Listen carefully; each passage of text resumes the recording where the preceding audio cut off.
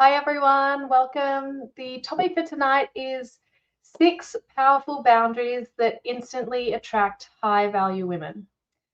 Okay, guys, the first thing you need to know about us women is that we are manipulative.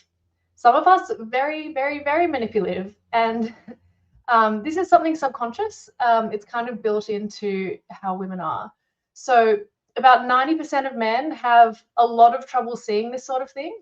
And, we're constantly setting little women's tests and traps for you just to see how you react in any particular situation. Um, One of the biggest ones of all is by pushing your boundaries and just watching how you respond. So, do you stand up and be a man, or do you just let her walk all over you? Do you actually understand women and our women's tests, manipulations, and games? Or are you just another clueless, nice guy we can walk all over? These are the top 6 boundaries that instantly attract high value women. So, number one is don't let her steal your time. There's a lot to this, but simply, people want what they can't have. Women want what they can't have, right? So, when when you make it too easy for them by just giving her absolutely all of your time, dropping everything at the drop of the hat to be there for her. This is early on in the relationship, or put her on a pedestal and just treat her like an absolute princess. What that does is gives her a lot of power in the relationship, but also makes it boring for her. Yes, some women like to be pampered, absolutely, but when you're treating her like that constantly, she loses interest because it's too easy for her, and uh, you're basically devaluing yourself. She also starts to question, um, why is this guy so desperate? Why is he putting in this much effort? Is it because he's undesirable to other women? So it's not good for you in the long term. It's the typical, the woman who's attracted to the bad boy situation, and why is that? It's because the typical bad boy is, uh, doesn't treat her like a princess, keeps her at a distance, has his own interests and things going on in his own life, and yeah, isn't pining after her. So she thinks, oh, who's this guy? There's a lure there because, like I said, people want what they can't have. And I'm sure a lot of you have experienced this yourselves where, someone might be interested in you more than you're interested in them. And that is a huge turnoff. You're constantly just thinking, oh God, I need a break from this person, or why won't they leave me alone? Because they're clingy and they're attached, and it's too easy. And even though maybe on paper it seems like they're ticking a lot of boxes, there's still something that doesn't seem right, because you're questioning things. Why is this person so desperate? Why are they putting in all this effort? So I'm sure a lot of you have experienced that in the past, and this is something that can get, if you play into this a little bit, and I don't, as much as I hate to admit it, playing the game a little bit in the early part of dating, you can sort of set a pattern where you're setting the hook early on to keep her interested. Once you've sort of set that in the early stages of the relationship and the dating, then uh, yeah, that pattern can you've set it for the early part of the relationship, which can um, it can be well established as things move forward. So, as I said, it's setting the hook, keeping her interested, and keeping her thinking about you and wanting more. That puts you in a good position. So, forget about putting her on the pedestal.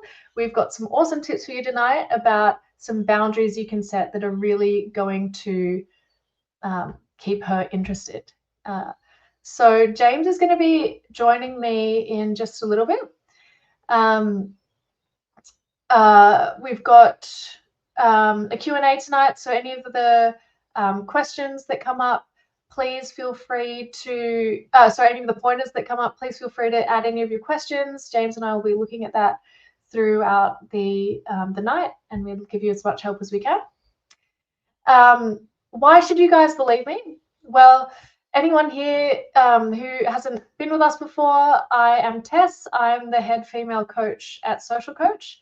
Since 2006, we've sent our team of model female coaches on dates with our clients, first on Zoom, then in real life. And we give them brutally honest feedback from the female perspective on what you're doing right, what you're doing wrong, and exactly what you need to do step by step to improve your success with women dramatically. So we'll share a bunch of proof of this with you guys a little bit later on. And I'm also going to explain to you how I go on Zoom dates with about 3 or 4 new guys each week and give them feedback about exactly what they need to do to improve with women for just $1 a little bit later today. So I'll just welcome James. And James, hi. Welcome. Thanks, great intro. Yeah, what was your number one point? I think we were quite similar. Yeah. Don't steal your time. Steal your time. So this is there's a lot about this, and I think this is really relevant in the early stages of dating. But it's basically about not putting her on a pedestal, and keeping some of the power in the dynamic. And when you set that pattern early on in the dating, it can be really beneficial throughout the whole dating period. So what did you have to say about this one, James? Okay, Tess done a great job from what I could hear. So I might start with a story which will help you understand it. I coached a guy who's now a billionaire. I don't know, he had 200, 300, 400 staff when I coached him. And the guy had no trouble getting dates. He was a good looking guy. He's a great public speaker. But they would constantly flake on him. And when he met a model with a medical degree or something, he'd give her 3 or 4 chances. And it's he'd keep showing up and keep showing up. He'd go, oh, okay, I understand you got sick or whatever. You had a bad hair day or your cousin died, some BS model story where she doesn't want to see him.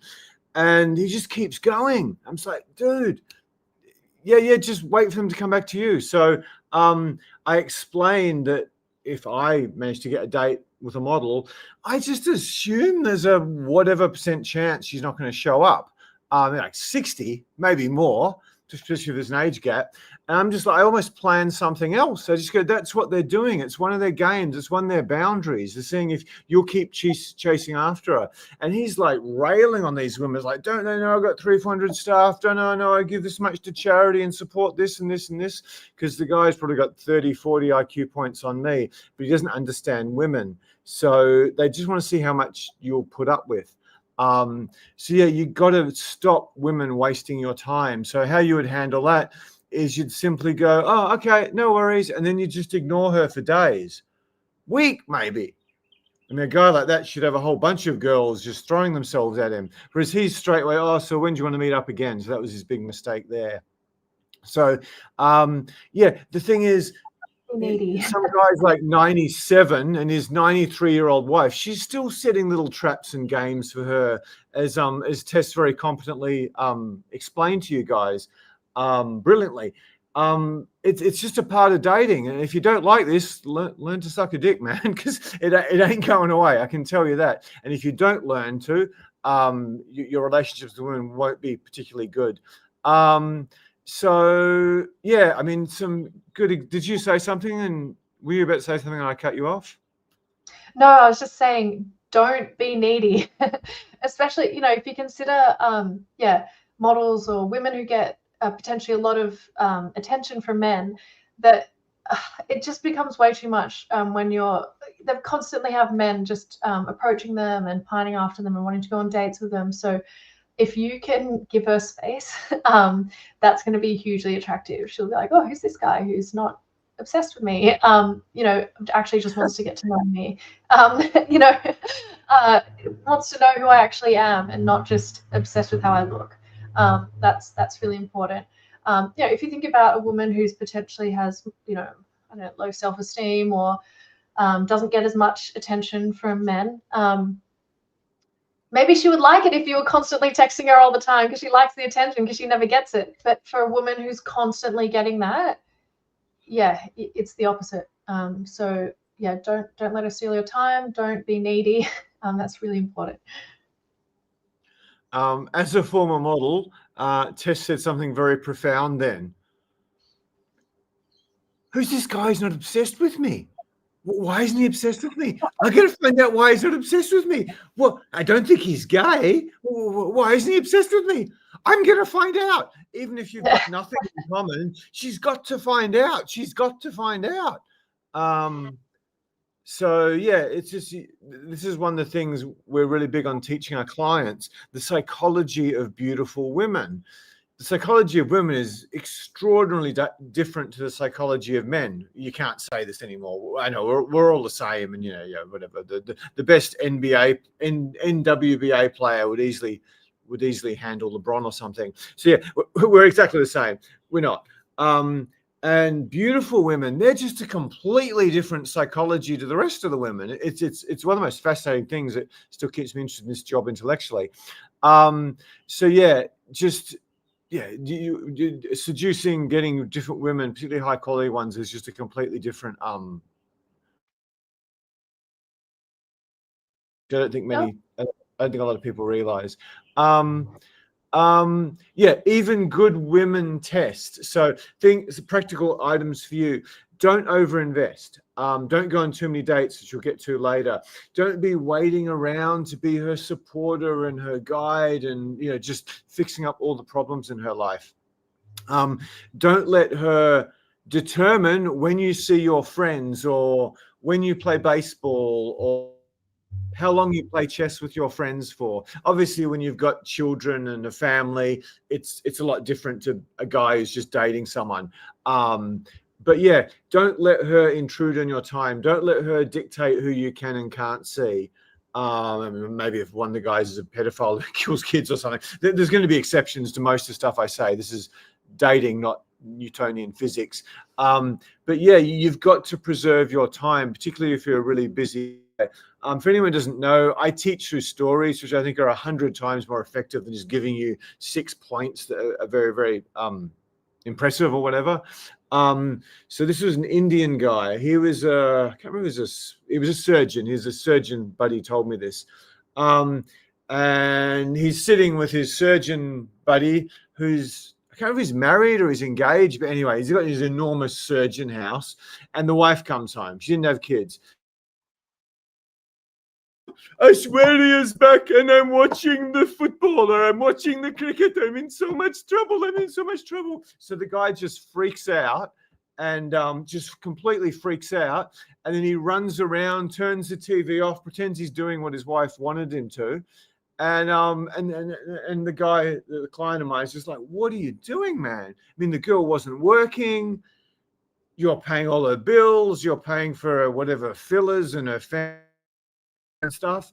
And the guy was just completely and utterly, he can't even have control of his Sunday, even though he's a surgeon and probably works 70 hours a week or something.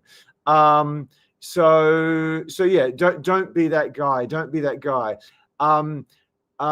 Like if you're not a big fan of some of her girlfriends, which you might not be, particularly if they're single or whatever, they don't like you for some reason. Yeah, when one of them gets married, you go with her, but you don't have to go to all these dinners. You got to come to this, you got to come to that. Same with family. If you and her family don't get along or they're a bit indifferent to you or something, yeah, you rock up for weddings, maybe you show your face at Christmas or something, but you don't need to be there every week or even every month if you don't want to. And a hot tip from someone who's old and has had his fair share of relationships: if the family's doesn't, I mean, I'd just give up. It's too hard to fight. If the family's sort of indifferent to you, it's a bit of hard work, then that's maybe a sign you haven't got the best girl. And yeah, remember, there's 4 billion other women in the world right now. I think I have to check the stats, so you don't need to get stuck with one. Tess, anything you wanted to add to my points? Yeah.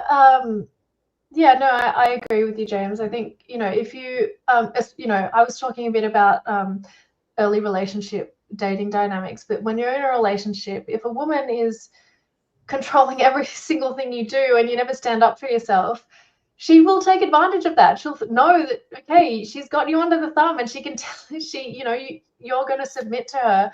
And women, we, like I said earlier on, we are manipulative. That's how we get what we want. And oftentimes when there's family and children involved, or in long-term relationships, we do take a bit of a decision maker role in certain aspects, but there needs to be balance there, because she'll start to lose respect for you if you just become pathetic. So don't do that.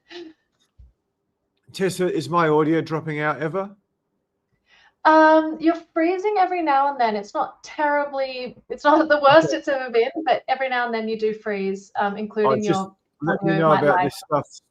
Let me know about this stuff straight away if you can. I'm just going to put the camera definition down. Hopefully that'll help. Not having a good run here. Okie dokie. What do we got next? Oh, yeah, if you could do us a huge favor, we think these are immensely valuable. They're stuff that guys have paid thousands, tens of thousands of dollars in many cases to get previously. Liking, I think, helps. Ringing that bell apparently is incredibly important signal to YouTube that we're actually giving you value. And if you can leave any comments or any wonderful things you got to say about Tess or anything when the video goes live, that will mean the world to us, and we'll be giving you so much more value. Moving on to point number 2, a bit controversial. Don't wait forever for sex. Tess, do you want to start, or do you want me to? Yeah. So, I mean, the thing is here, it's not just don't wait for sex. It's also about don't be afraid to take the first step for making your intentions clear. Like, so many guys are really scared to touch or to make their intentions clear. They just, they'll just go on 5 dates, and the woman's thinking, are we just friends? Are we just hanging out? She doesn't really know what's going on, because you've never made that intention clear. You're just hanging out and you get friend zoned. So women, we love it when men make the first move. Like, it makes us feel desired. So you don't want to be needy, but you also need to make the intentions clear. You need to be able to escalate confidently, so that she knows what's going on, and she will respond well to that if you do that skillfully. So don't wait forever for sex. It gets to a certain stage where you're friend zoned, and it becomes really hard to get out of that. So that's really important. Tess and I will have different opinions on this. How long's too long, do you think? This is funny. I mean, there are people who are friends for years and then end up becoming, having a relationship later. But I would say, generally speaking, they're people where there's always been a little bit of flirtation, sexual tension, attraction over the years. It doesn't just develop out of nowhere. In standard dating, I think the thing is, the woman will start to, if it's been, it really depends on the woman, and it depends on cultural things as well. So I can't say there's no one particular answer to this. It's about being receptive to the woman and understanding what's going to be right for her. But if you do wait too long, like, just say, let's just say, you've gone on 3 dates and there's been no touch or building sexual tension or anything like that.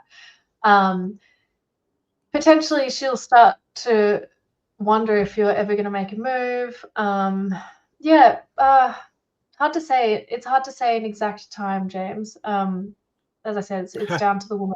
But so how do I know? I think like, lots of women have sex on the first date, and they will if you escalate skillfully, and they want that. So a lot of women do want that. Some no, have a lot of women also have a strict rule. I'm not going to go to bed with this guy on the first date, but maybe the second date. But so this is why I'm saying maybe 3 dates. If nothing's happening after 3 dates, generally speaking, yeah, she might start to question things. But then again, remember cultural things, and also the woman's her personality. Yeah, all of those things come into play as well. Tess, yeah, Tess was honest, which is great. Yeah, if you think it's relationship potential and you're pushing hard for the first date, that's a bit overboard. But in the 2020s, in most cultures, I mean, I think if you leave it much beyond the third date and you do want her in a relationship, you're really setting yourself up to be the clueless nice guy who just goes straight to the friend zone. And a lot of guys don't actually realize that the girl, they're so clueless about reading signals. They're so clueless about escalation. They're so clueless about touch. They're so clueless about conversation, which is most men. The girl liked him at the start, but then she just loses all interest. So in many cases, don't think you're doing the girl favor by, I think there was a comment, keeping your dick in the pants the whole time, whatever the quote was. It shows you don't value your own time, and it shows you got no understanding. This applies in most Western countries. I don't think I've ever had a fourth date in my life. I'm pretty sure I haven't since whatever. I basically lost my virginity. Now maybe the girl I lost my virginity with took more than 4 dates. It did. Maybe the second one as well. Yeah, but beyond that, no, 0. It just never happens. Yeah, again, it's a generalization. There's nuance. There could be some religious or cultural backgrounds. You could come from a strictly Catholic Islamic family. You could be dating a very busy corporate woman, and like the only time she can manage and you can manage in her schedule and your schedule is just, you know, this sort of 30-minute coffee at lunch or this 45-minute coffee after work, and then you have a proper long date where, you know, it hopefully progresses to sex. You also get some women who are genuinely have had horrible things happen to them in their life, particularly in childhood. Yeah, a few of them. Doesn't tend to be the best long-term relationship secret. This what you call it, best long-term relationship candidate, in my opinion. But yeah, some of them will have had issues with horrific things that have happened to them in their past. So you do have to be conscious of that. Having said that, a lot of girls will really push that forward, and in some cases, I'm sure, just make it up just to see how long. The thing that, you know, I mean, I've been surrounded by models for a long time in my business and some other stuff I've done, acting and stuff.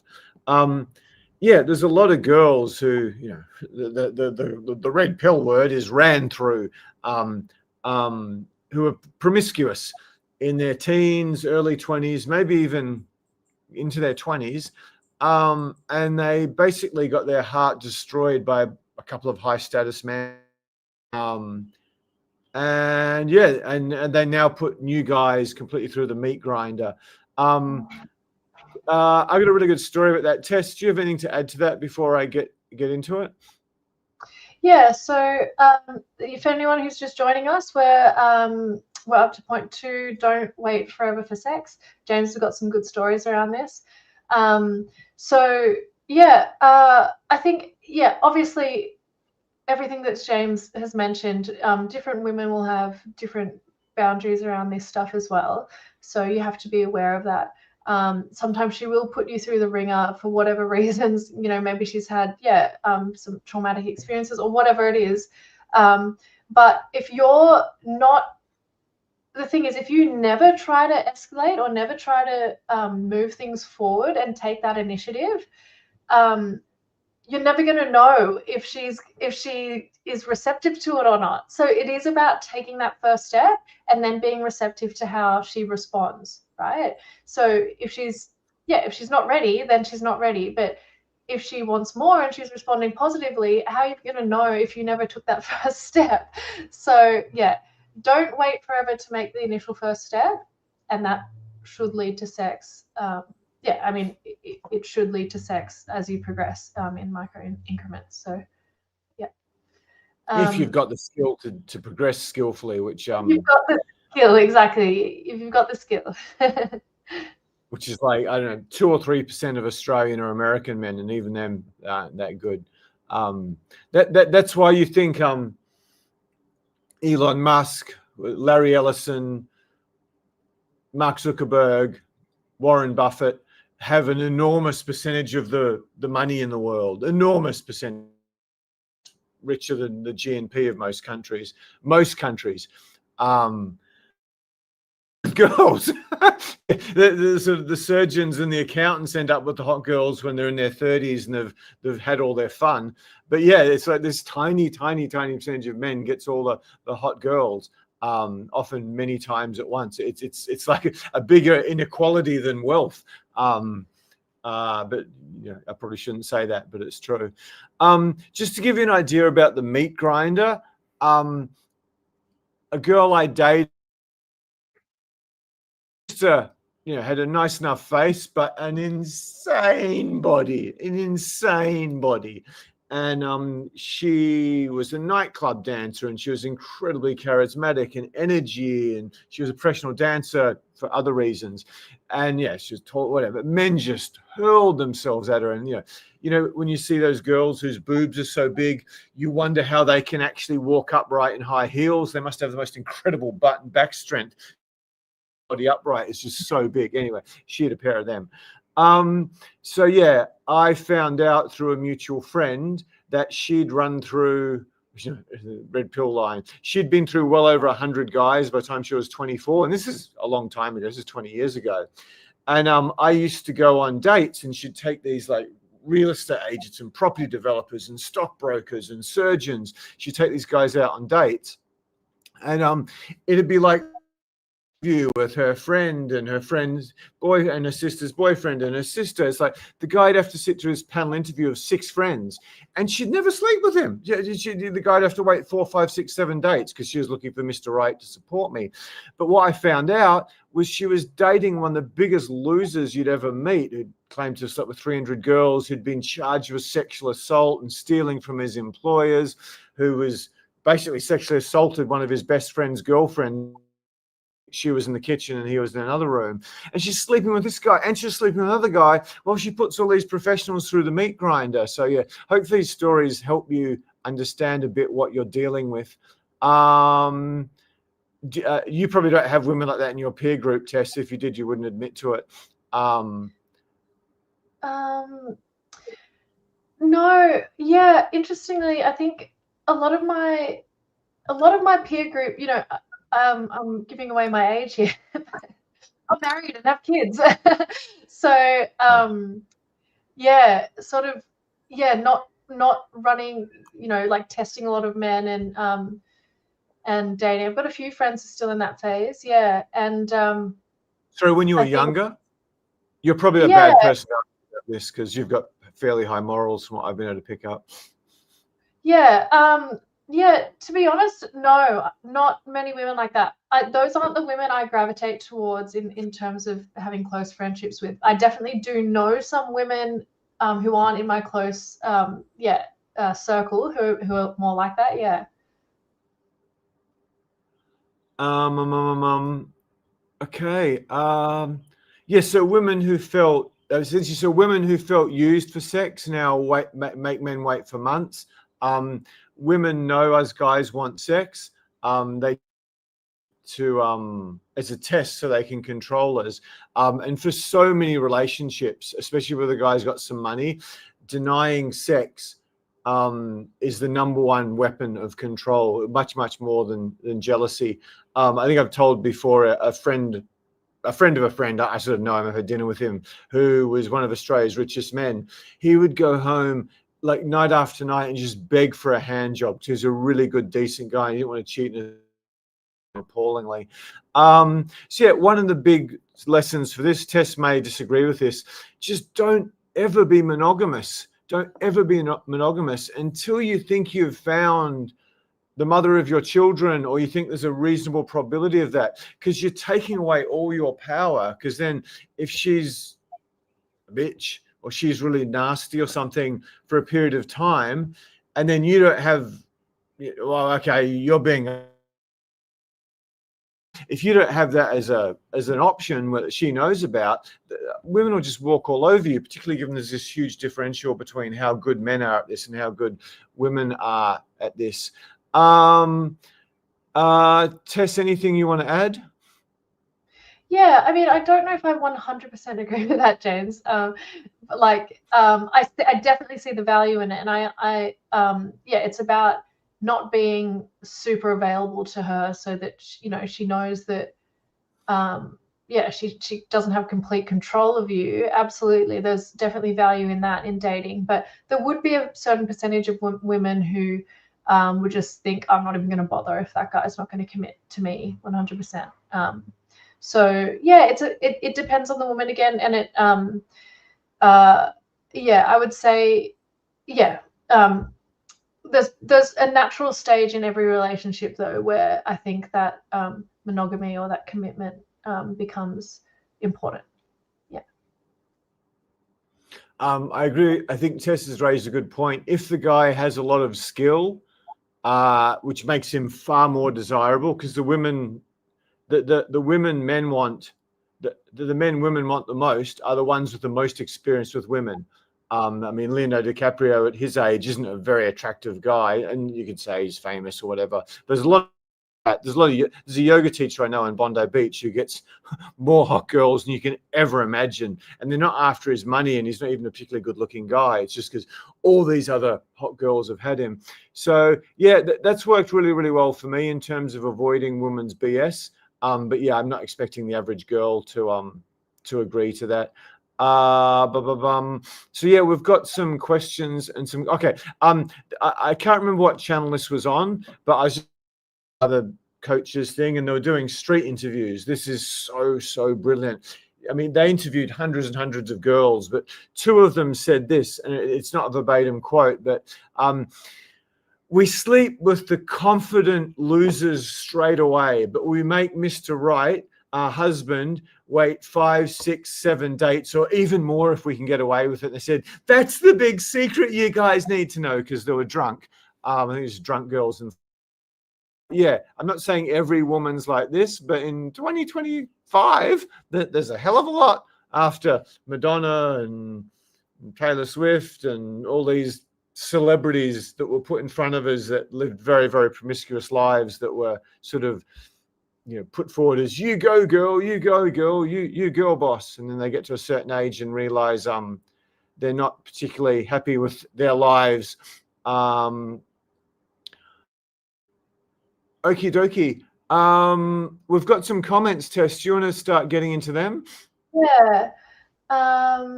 So let me have a look here.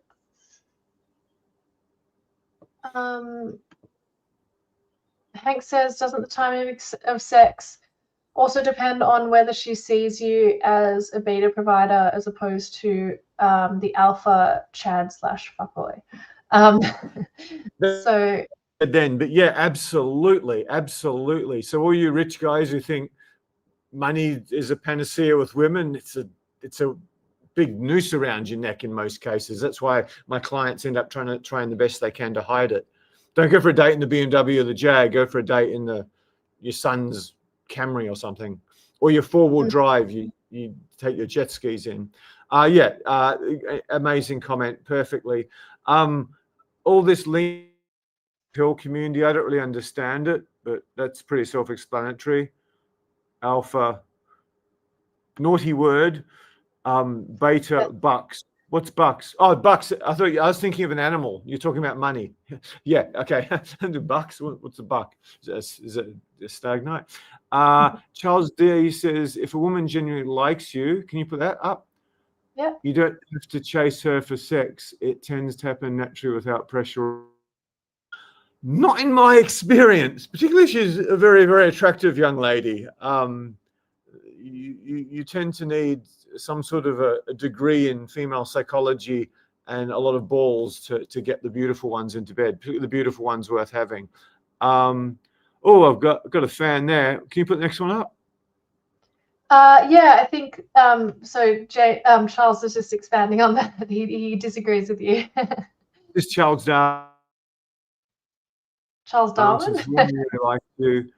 if a woman really likes you, you don't have to chase sex. It happens natural. Sorry, is that the one? Oh. Yeah, that has not been my experience at all my clients, particularly if you're going for fairly beautiful women. You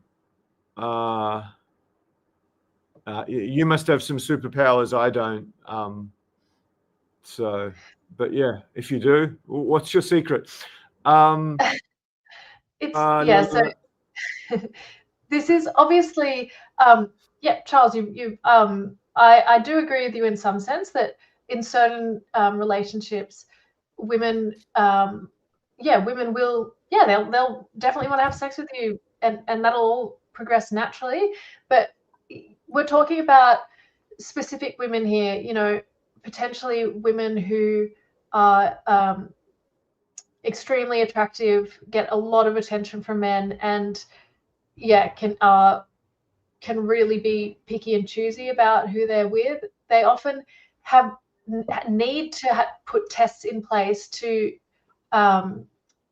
siphon through all the losers, right? So in which case they're not always going to be having sex straight away. They will test you a bit before that happens. So that's kind of what James was playing out there. Let's see what else here goes. Luke, what about if the guy can easily get sex somewhere and the woman can't leverage it against him? Does it force her to prove what else she has to offer to the relationship? Of course, yeah. It's like Luke. Great comment. Thank you for talking some sense. But yeah, it's like the statement of the bleeding obvious.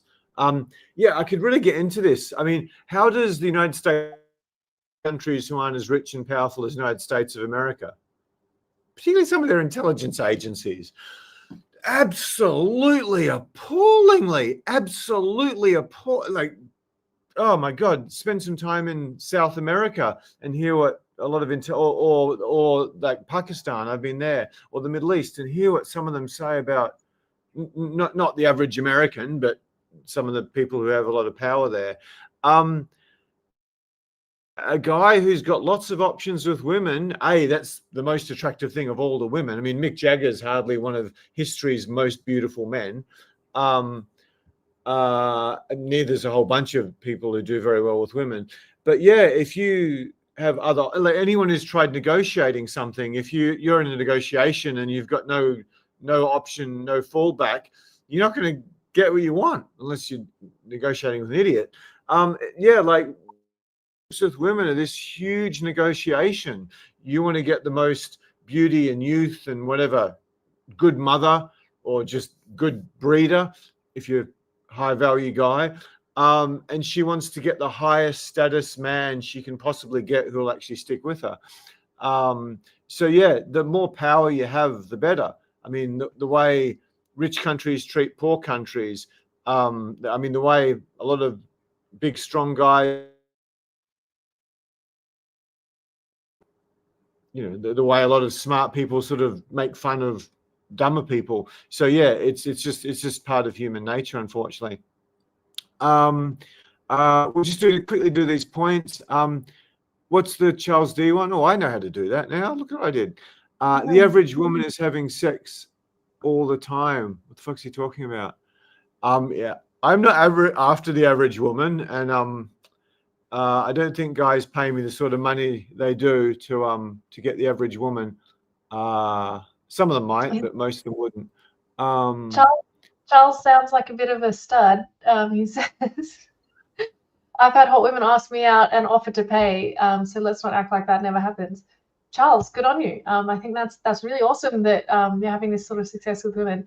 I'm telling you, that's not what a lot of the guys we work with, this is not happening for them. So, yeah. We've coached a few male models and we've coached celebrities. So I'll have to pay you to teach me some tricks. Even women who are successful and have options still have limited options when it comes to high value men. If they see you as high value, they'll make the move. You'll get offers. Cool. Yeah. I like that. I like that.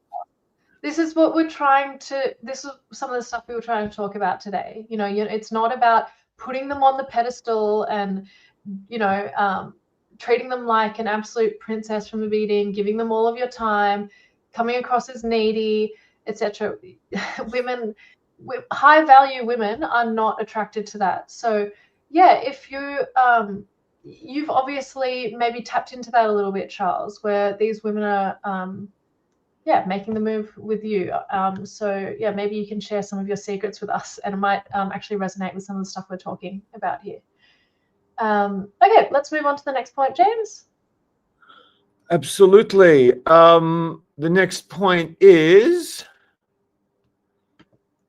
stop giving her attention when she is a bitch.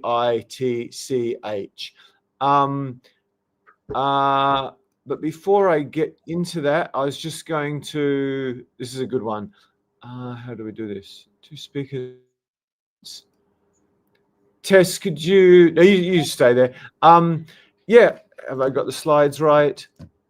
Yeah, so anyone who wants to get dates with really attractive women this week, the skills. This is the lovely woman sitting in front of you. She is a professional model and has 2 degrees and literally paraglides and surfs and so many men's dream girls. I've had some comment in the chat with that. I modeled for a long time because of my business and whatever. But yeah, there's not many that I could imagine recommending to my friend for a relationship, and Tess may be one of the very, very few who just seems to be such a good girl. So yeah, lots of beautiful girls can coach you one-on-one. And the goal is basically to identify, you go on a date with Tess, you practice approaching her, and the goal is basically just to identify exactly what you're doing right, what you're doing wrong, to do to improve your success with women massively. Just the little tips we give you, you're going to get way better approaching than pretty much all your competition. You're going to master conversations with some of the, I suppose, the structures and I don't want to say lines, conversation structures she gives you. And yeah, you'll walk away with a custom dating plan. That's your top 3 action steps. So most of you guys have no idea of the top 3 mistakes you're making. You might know one. A lot of guys say, "Oh, I just don't approach enough," or "I've got to update my car," or you dress better or something. Generally, it's something the client's got no idea about. Not always, but yeah, there's no way 2 or 3 of them. I wouldn't imagine. So you're going to walk away, unless you're Quasimodo or something, knowing how to get dates with pretty quality women every week, which has been the case for so many of our clients. Whatever sticking point is, they're too busy to actually get these results. And yeah, it is so effing easy to beat the average American, Canadian, English, Australian, Dutch, German. It is a joke. It is a complete joke. So yeah, this could be you tomorrow going on a date with a beautiful girl, model or former model. This is something we charge $1,495 for on our website. We sold quite a few during COVID. And yeah, a day of private training with us costs 15 grand. So if this is of any interest in you, we're starting to get quite a few of these calls booked from the United States, and we're having guys fly over and upgrade to private training. So yeah, this might not be going on for long, or it might be costing $300, and you're probably not going to get to do it with Tess because she'll be too busy training other Tess. She'll be too busy training other Tesses. So yeah. Tomorrow it's just $1. So I've got to say a bunch of things my successful friends say. The link will be in the comment and it will be in the description. And I think Tess, who's wonderful, will add the link now because I've lost that document because I'm kind of incompetent. So yeah, there's my little arrow to remind me. And yeah, next Aussie boot camps, 13, 16 November is, I don't know, very tight, if not full. But yeah, who knows? Guys tend to drop out. There might be a spot. I'm not sure yet. Soon. And yeah, there's 5th to 8th February, and there could be another one. Okie dokie. And that's what your tomorrow afternoon will look like. So let's get the screen changed. If anyone's got any questions about that, Tess is here too. So can you chuck the next point up, please? But I should say, for anyone who's still watching, I meant to say this earlier, one of these points is probably better than all of them put together, particularly with beautiful women. Okay. Stop giving her attention when she's a bitch. Tess, do you want to go first? Yeah. So guys, this is about, when you view her as a bitch, that's potentially when she is trying to push your boundaries or testing you, just to see how you'll respond in any given situation. And a lot of the time, women do this semi-subconsciously. Or sometimes it is conscious as well. Depends on the woman. But yeah, a lot of these tests relate to, how are you going to stick around if she's giving you a hard time, or when things are stressful in her life, or how loyal are you going to be to her, or yeah, you're going to stick around when she potentially has a baby. Like, that's what it kind of comes down to when women are testing. But if you in the early period of dating, if she is doing these tests and you just crumble and submit all the time, she will see that as weakness. And like we said before, she'll just lose interest, because she'll think, this guy's, he's pathetic. He doesn't stand up for himself, he doesn't know what he wants, he's not showing that he needs to be respected, right? So she's not going to respect you. Yeah. Thank you, Tess. Yeah, with so many guys, the girl's treating you badly, so you do the stupidly dumb thing of you try. Um, you listen more what she's doing. She buys some stuff, and then you with quite successful, busy guys, when the girl's actually nice, you sort of don't pay that much attention to her, because you're too busy, and you just sort of take her goodness and her non-toxicity and her kindness for granted. I've made this mistake. It's a crazy amateur move. I quite like to explain things with stories, because guys remember them forever. A dear friend of mine. Oh, James. Yeah. Sorry, James. You just froze there. So maybe start the story from the beginning again. Oh, thank you. If I'm freezing much, just let me know. I've put the quality down as far as it will go. So a very dear friend of mine who gets hot girls, like really hot girls, like compared to how much he earns, he gets extremely hot girls. He's sort of very low level, sort of a C or D grade celebrity. But when he gets these girls, he's celebrity friends, and the best seat at restaurants, and he's just giving them this month or two of like, wow, this guy's amazing. Then he gets back to his life, wonders why the girls get all frustrated, that she thinks, oh, my entire life it's going to look like I'm a celebrity hanging out with this guy who knows a lot of celebrities. But then he gets back to his job, which doesn't pay a hell of a lot compared, he lives in LA. And then it's just like the girls start getting really nasty and bitchy with him. And he's like, well, but why are they like this? They were so nice in the beginning. Yeah, because you were treating them like Taylor Swift in the beginning, like they're the most important human being on the face of the earth. Not that Taylor Swift's the most important human being on the face of the earth, but she's a pretty impressive lady by many metrics.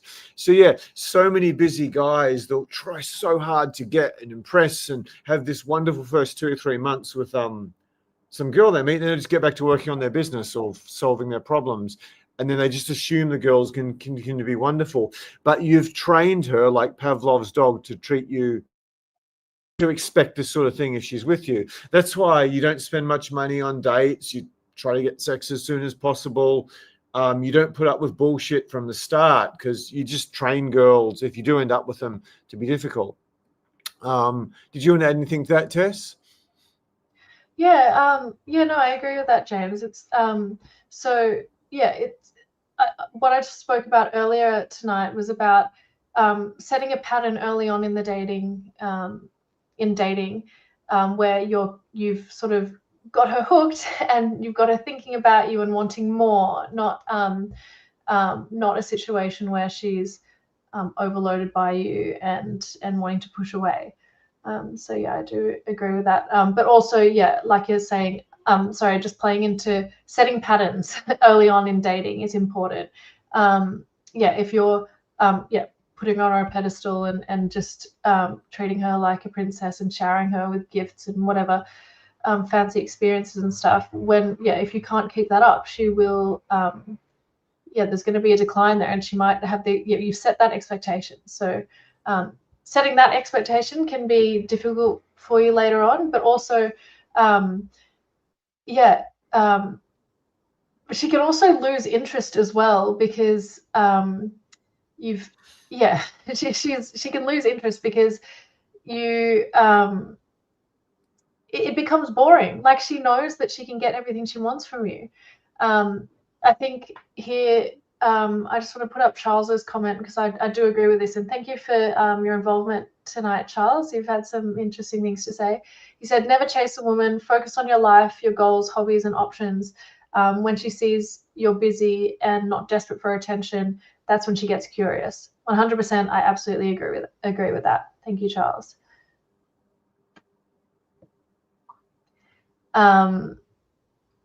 Yeah, I mean, obviously, as in never chase a woman, as in never be pining after her. Obviously, you want to be proactive about approaching women who you're attracted to and securing dates, etc. Like that.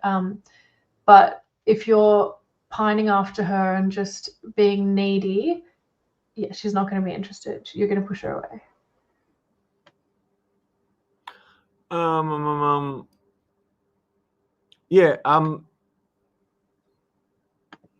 This is huge, giving girls attention when she's a bitch, because you're setting yourself up for such a misery.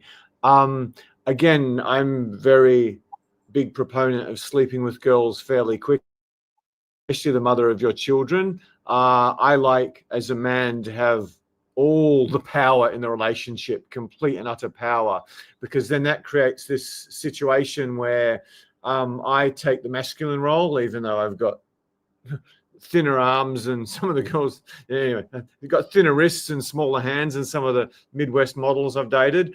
I've been beaten in thumb wrestles by two girls I dated in a row, which wasn't fun. I like to role, and part of that is just getting sex quickly and making the sex good. So when you do that versus the sort of modern feminism sort of balanced relationship where you share power, you become the protector and the go-getter, and then she becomes sweet and feminine. And it's this great combination of masculine man, feminine woman. Now, I'm not saying I'm a cage fighter by any stretch, whatsoever. Take as masculine a possible role as possible in all of my relationships. It doesn't necessarily mean beating the crap out of anyone who looks at her the wrong way, because if you date beautiful women, you're going to get a hell of a lot of that. But yeah, just, whatever. I take charge. I make shit happen. If we're lost to something, I go ask for someone. So yeah, I've given examples before where, it's noisy and I've got two girls with me and I go out at 1 a.m, and whatever it was, half a football team of drunken guys much bigger than me, and say, hey guys, it's 1 a.m. in the morning. My girlfriend's got to get up early to catch a train back to Sydney. Could you possibly turn the music down a bit? And they're, oh, sorry guys, sorry man, we didn't realize we're disturbing you. So it's being the man in that sense, and part of that is getting sex on your terms, not hers. But there's quite a lot of skill to do that with up and getting into real trouble in the modern world. So often guys just pick fights because they want attention. So often women just pick fights because they want attention. So just stop giving her attention and energy when she's being a bitch. That's huge. Anything to comment on that before I share my single biggest mistake with women, particularly in I tend to remember the stuff I did right, not the stuff I did wrong. So there's many I did this wrong stories, and I got a lot of them. I'm going to share the worst one soon. But yeah, Tess, did you have anything to add or any questions before I get into my biggest mistake with women? Yeah, I think when she is testing, but it's beyond the point where she, where she's being a bitch. yeah, the best way is to, you don't want to be reactive to that. You know, obviously, the best way is to diffuse it or to not give it attention, which will diffuse it. So that's the best way to handle a test when she is being a BITCH. Okie dokie. I would hope I'm outstanding at seeing and passing women's tests, given I charge a lot of money to train guys in this and have had incredible feedback about the girls I got to sleep with in relationships. The number one skill, sleep with models, whatever metric you want, including a beautiful long-term relationship, is your ability to understand their psychology, essentially to pass their tests and traps and games that tests so capably introduced.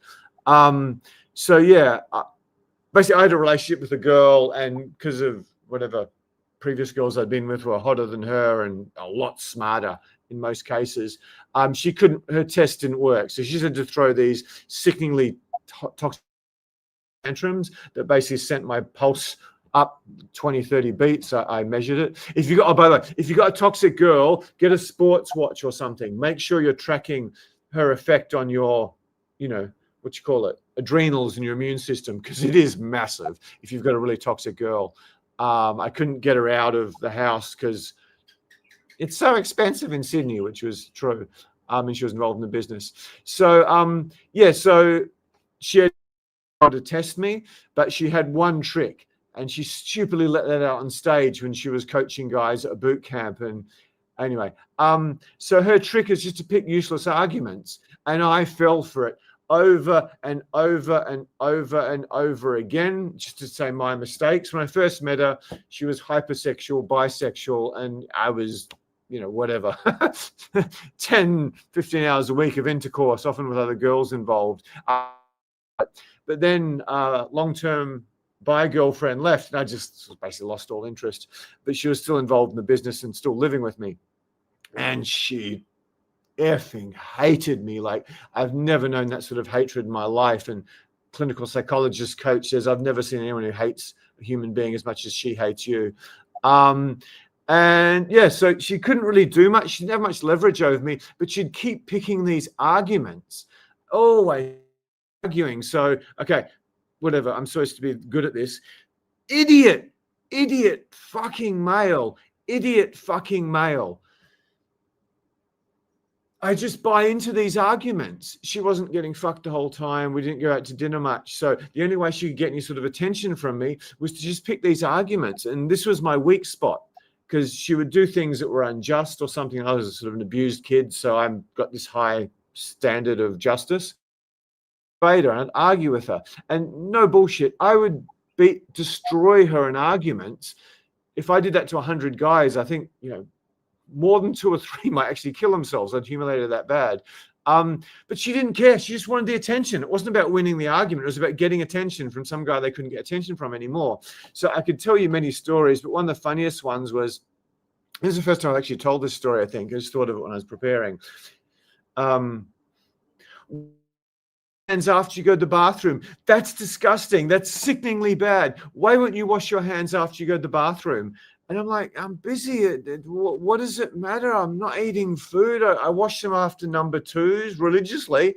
But yeah, well, why should I do that? She's going, oh, it's disgusting and it's bacteria and all this stuff. And I'm one of those people who's far worried about human created chemicals than anything nature throws at us apart from mold. Why don't you wash your hands? Just disgusting. You get no respect for anyone else. And I just got sick of it. And I said, okay, I'm going to win this argument. Okay. You've spent, I don't know, 30 or 40 days of your life with my penis inside your mouth. Why are you so worried about me not washing my hands? And she was ashen. She just, it looked like she died. She's never been that humiliated in her life. But me, the stupid man, thinks, paralyze her, I'm going to kill her. So I said, and probably a week of your life with your fingers up a hole I won't say on the camera. And then she was gonna, if she'd had a shotgun, she'd have just, she hated me so much. So, but she got her attention, what she was looking. I got to win the battle. But I completely and utterly lost the war. I don't even go into the crap I had to deal with that my staff had to go through. So yeah, probably for the higher value guys on this program looking to date higher value women on tonight, this is probably maybe the most valuable thing.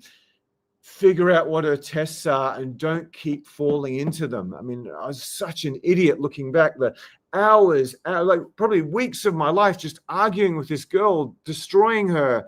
And how can you handle this? But yeah, she's a woman. She's emotional. She's not logical, even the smartest women. So yeah, hopefully that was, if my regulars could give me a rating out of 10 in terms of how valuable that is, particularly in relationships. Figure out what their tests are. Don't fall for them like this idiot.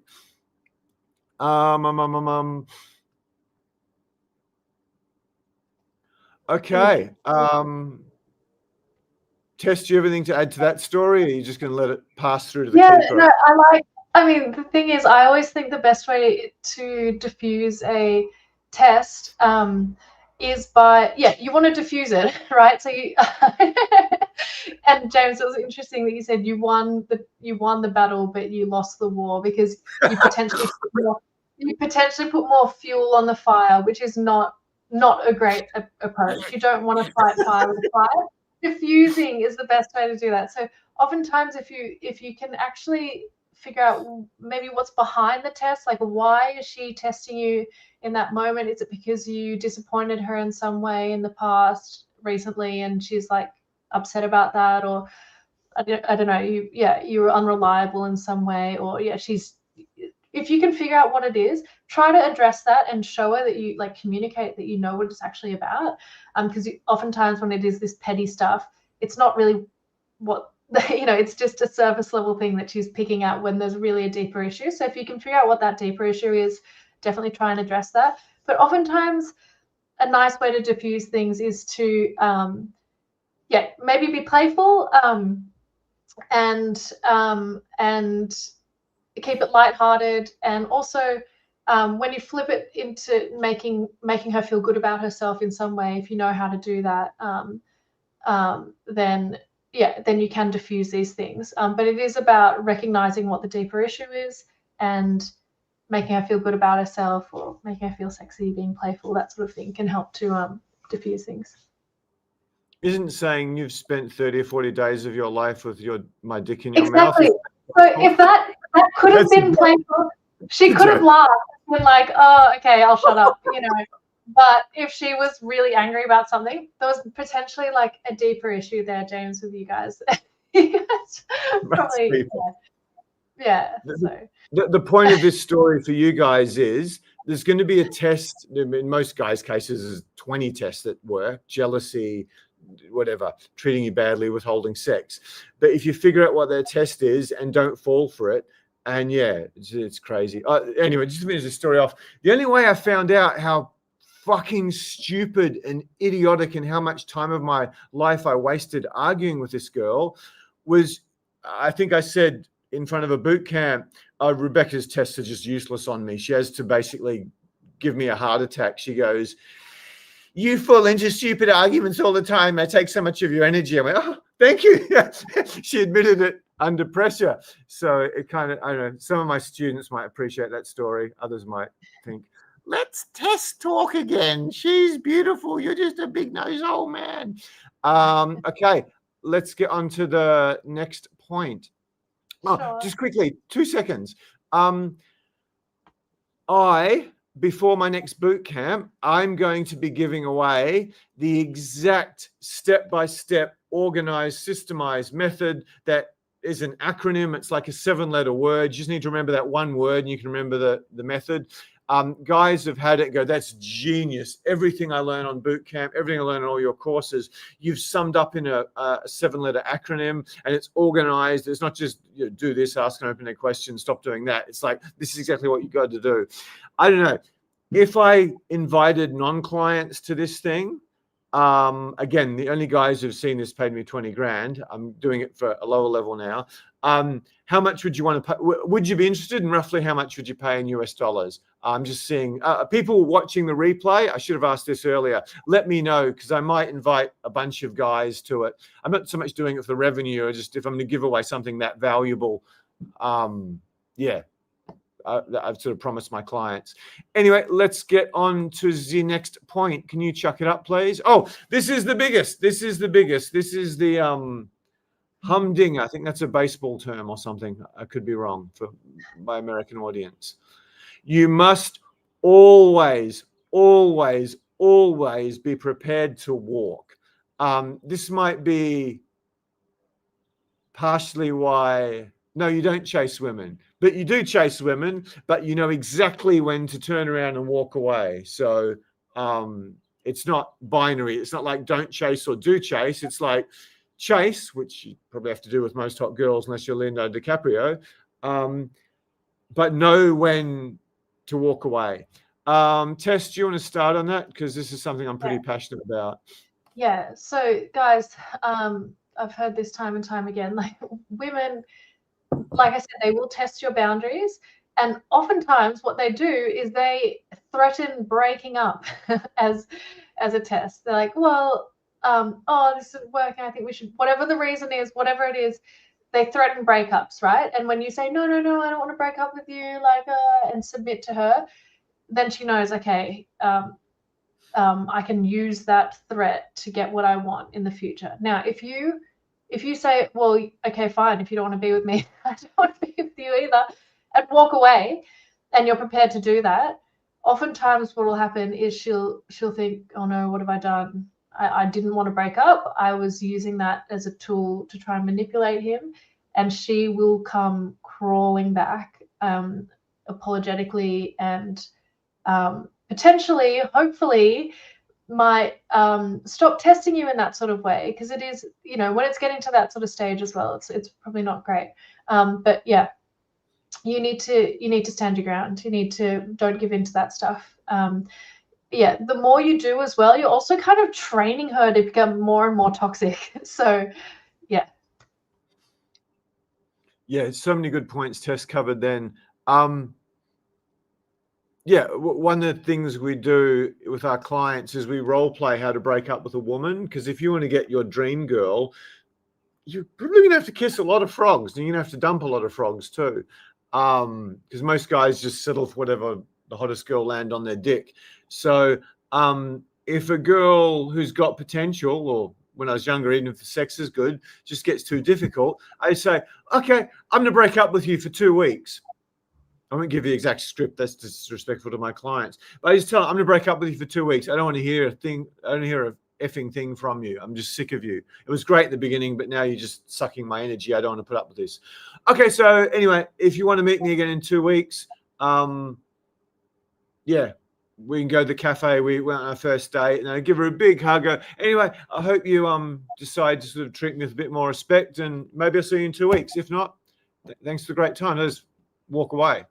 And yeah, a girl who's like difficult snaps back into place. There's a bit more to it than that. Snaps back into place like that in 2 weeks' time. And you go off and bang someone else if you've got a bit of time and you're promiscuous.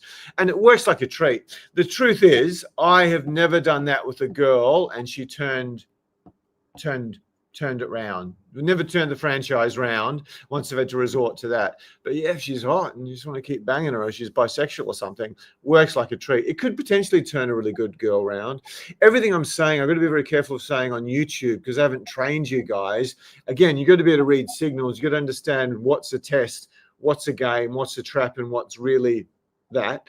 Women obviously have these things every month that we've got no clue about. Then some of them take pills, and that just confuses things massively. But yeah, that's something I've done repeatedly. And in order, get back to some notes. In order to get, a metric I commonly use is the top 6 girls of my life. 5 of them were models. 2 of them sort of for a long time at reasonable fees. Some of them just did it in uni or something, or didn't like it. University for the Americans. You must always be prepared to walk. Let me think. 1, 2, 3. 3 of them. I just had to constantly threaten that I was going to walk over and over and over and over and over again in order to ever get anywhere. So yeah, don't chase girls. Charles is right. But at the same time, I think you do chase girls, but you've got to be able to read exactly when, okay, I'm not chasing you anymore. In fact, I'm going to run the other way. Because that's how women are dramatically smarter and more cunning and manipulative, and they see things men just can't see. That's how you can start to compete with them. A thing I made on that speech that got 1.8 million views is men see the world in a black and white screen on a little iPhone, and women are in IMAX, in 3D, just their ability to see what's going on socially. And if you actually dated hot girls, or probably any girls, and you start asking, well, are they together? Is he lying? Blah, blah. If you start realizing how vastly superior women are at this, it's because of childbirth and just, evolution. We're out hunting, fighting, growing, and they're sort of back looking after kids or whatever, whatever. It's just a skill they've developed, plus a lot of it's inbred. So you've just got to be prepared to walk. You've just got to be prepared to walk. One of the things I tend to go on about, the ultimate business skill, if you want to make a hell of a lot more money than you are now, the best thing you can do is to learn to get really good, like really good at picking up girls. The best thing you can learn to do is to get really, really good at picking up girls, because you're going to get insane reading signals practice. You're going to get insane conversation skills. You're going to get insane listening skills. You're going to get insane negotiation skills. I've done a few negotiations. The hardest negotiation I've ever done is negotiate sex with a girl I'm batshit crazy about, who's pretty keen on me, who wants to drag it out for as long as possible, and I want to get it as soon as possible to set up the relationship. Yeah, it's incredible how much getting really good with women develops you. Some guys get a bit addicted to it for a while, and it might have a negative ROI. But yeah, it's incredible. And so many of my clients who came and did a boot camp 10 or 15 years ago or 5 years ago to get a better girl, they ended up making dramatically more money than you'd ever dream in business. I mean, like carpenters, just low-paid blue-collar guys, just guys with some average corporate job. I don't like the term picking up girls.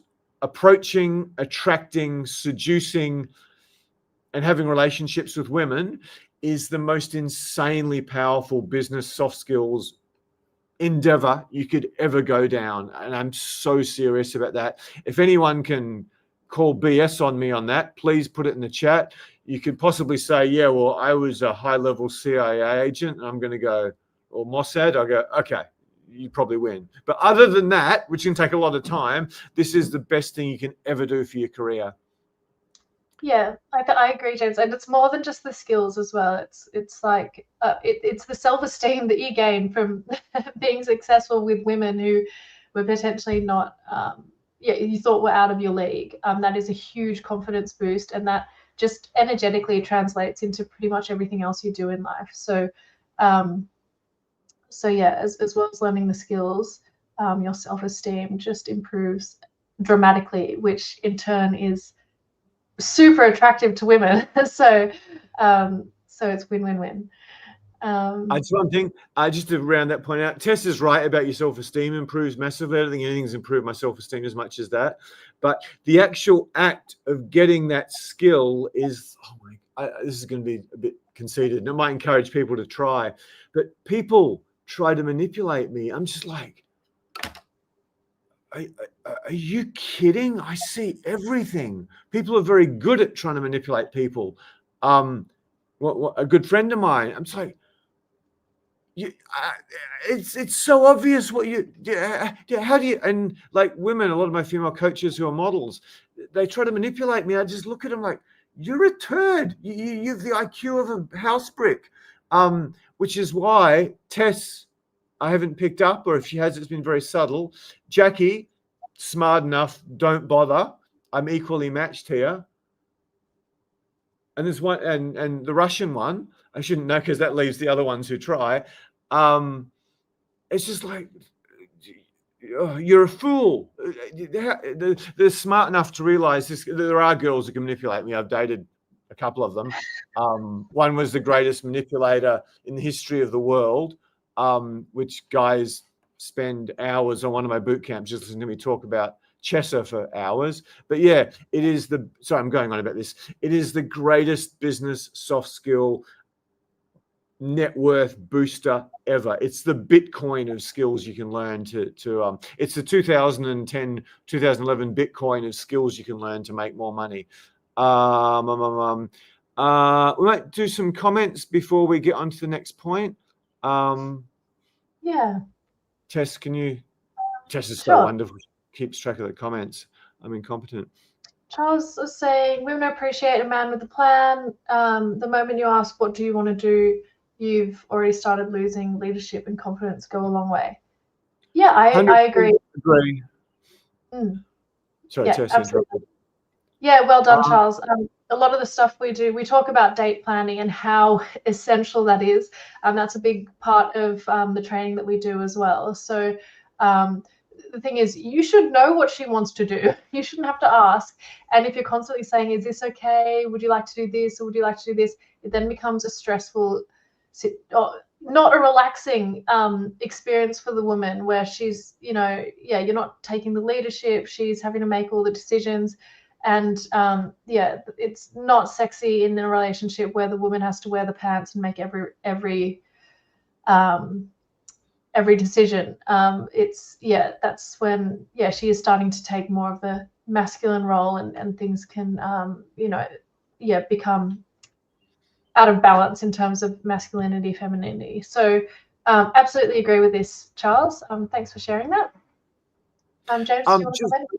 Sorry, of the regulars or anyone watching in the comments, if I made content about how to stop being manipulated, especially by women, but by everyone, and how to manipulate if you choose to do it, and there's a lot of ethical high karma manipulation where you get someone to do something I don't want to do. I try my best, if I like you and I think we're going to change your life, to get you to do my program when we're on a call.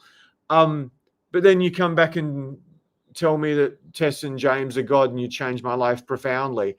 Tong gave us a beautiful testimonial. It was just a Zoom call. But I said, can you use it? And he's like, anyway, I won't say his profession. And he said, yeah. So yeah, it was absolutely beautiful. I'm going to send it to you. Who would like, just yes or no, if anyone would value that a lot, how to stop being manipulated, particularly by women, and how to manipulate, which hopefully you use in an ethical way. Because of whatever my experience with women and my sales background and my public speaking background, a bit of negotiation, especially face-to-face sales, it seems like I've got skills at that and even more than that, Chessa, Veronica, a few of the girls I've dated who are like masterful, like could get anyone to do whatever the hell they wanted. Or if anyone would like content about women who can manipulate, like Jordan plays basketball or something, I can do that too.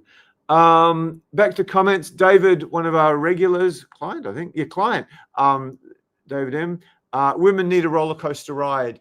If I can I'm not pushing back on that. I agree. Many, many women do.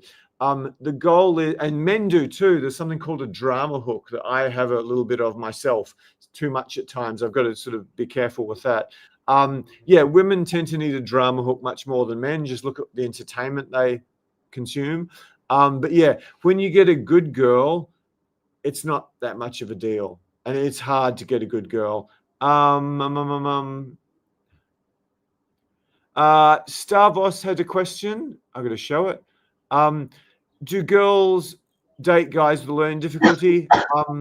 Absolutely. I mean, I'm almost certainly autistic. I've got chronic ADHD. I've got quite prolific autism in some senses. Not much in others, like obviously reading signals and stuff. How best to approach it? You've just got to try, man. And I don't know, because I don't know the level of a learning disability. No, I mean, if anything, if women see that you have a learning disability, they'll be really sweet and accommodating with you. But if you no, I've got anyway. What's Charles D said? I think, yeah, I'll just speak to that a little bit as well. You know, whatever, learning disability, weakness, whatever it is, I think that being comfortable in your own skin and being able to own whatever those weaknesses or differences are is hugely attractive to women. So if you are, you know, upfront and honest and own who you are as a person, and you know who you are, you have high self-esteem, that's really attractive to women. Okay. Never ask a woman what she wants. I do what I want. I agree. If it's her birthday, you'd ask her what she wants. Or maybe not, just plan something. Could go either way. I don't know. There's guys who take a woman to dinner for the first time, which you should never do, and order for her. I mean, I don't know. Girls just really turn their nose. Some girls really turn their nose up at that. She might be a vegan for all you know. But yeah, most of the time, certainly don't do it on a date. Always be a man with a plan. Agree 100%. Sorry if I've covered that. Never argue with a woman. It's a boring battle. Agree, but sometimes you have to. Sometimes it's important to the relationship for you to actually call out her bullshit on that. But that's where the real skill comes, differentiating. Like my ex-girlfriend, sort of, she was really an ex-employee more than ex-girlfriend for many, many years. Some of the stuff we argued about was important, but a lot of it wasn't. It was just her getting attention that she used to get from me that she didn't anymore. Strongest negotiating position is always to be able to walk away. Women often follow their feelings, and women often follow their feelings, and the smartest realize feelings can lead to mistakes, which is why they sometimes come back. Yeah, true. Yeah, I mean, the good women are aware of how emotional they are, and they sort of manage that a bit around men. It's like men who are good at sport might be aware how violent they can be or how aggressive they can be, and they hopefully manage that around women. Sorry, Tess, I should be. Yeah, no, it's fine, James. Ralph says, good point. When she feels you have boundaries and she could lose you, her interests often go up. I've experienced this several times. Women don't want a man who completely fell for them. Yeah, I mean, obviously, I think women, women at some stage, like if you've fallen for them, or if you're in love, or if you're showing that you're fully committed to her, I think that women do like that, but not when you don't have any boundaries and you let her walk all over you, manipulate you, and you become weak. Then she'll just lose respect for you. So yeah, I do agree with that in some sense, but I mean, also women do appreciate when you commit to them and respect them back. Okay, this is a great question because it's brought me to a very important point. Women do want a man who completely falls for them. They do want that. They want that more than anything in the world. They want that more than anything they could ever imagine. But they want the right guy, and they want it to happen at the right time. And if they're hot, they want to feel like they've earned it. Otherwise, it doesn't matter to them. So I fell in love with a girl I personally regard as the most beautiful girl I've ever seen with my own eyes. AI can create more beautiful women now, and Sean Lennon's girlfriend is hotter. He's got a more beautiful face. And yeah, she wanted me to fall in love, but it wasn't me going gaga over her beauty. It was to some extent, and it was like earned. It didn't come soon. It took a while. I sort of knew it could happen pretty much straight away. So women love this, but it's got to happen with the right man, and the right man's got to know what he's doing. And he doesn't just give his love straight away, because most guys, they meet a girl and she's the hottest girl they've been with. So they say, oh, I love you. It's like, why? She hasn't done anything to deserve it. She's actually treated you like a bitch, but, you know, she's got a really pretty face and she sucks your dick semi-regularly. And you go, oh, I'm in love, particularly the busy guys. So yeah, she wants you to fall for you when the time is right. And generally, she wants to be the one chasing love, not you. Tess, did you want to contradict me or add to that? Yeah, I think there's it's not that she wants to be constantly chasing though. I think that there has to be some allure. Women love a bit of mystery. It gets us hooked, you know. So I think, yeah, if we've earned it, if we feel like we've earned it, it feels like an achievement because we've had to work towards it, right? It's not just it wasn't just easy and boring. So yeah, we don't want things to be boring, but then again, we don't like you will end up pushing her away if you're too aloof and you're just and it's too difficult. So there's a balance to these things. You know? I've sort of made an amateur study of hot girls because I find their psychology one of the most fascinating things on earth, particularly when you combine it with Charles Darwin.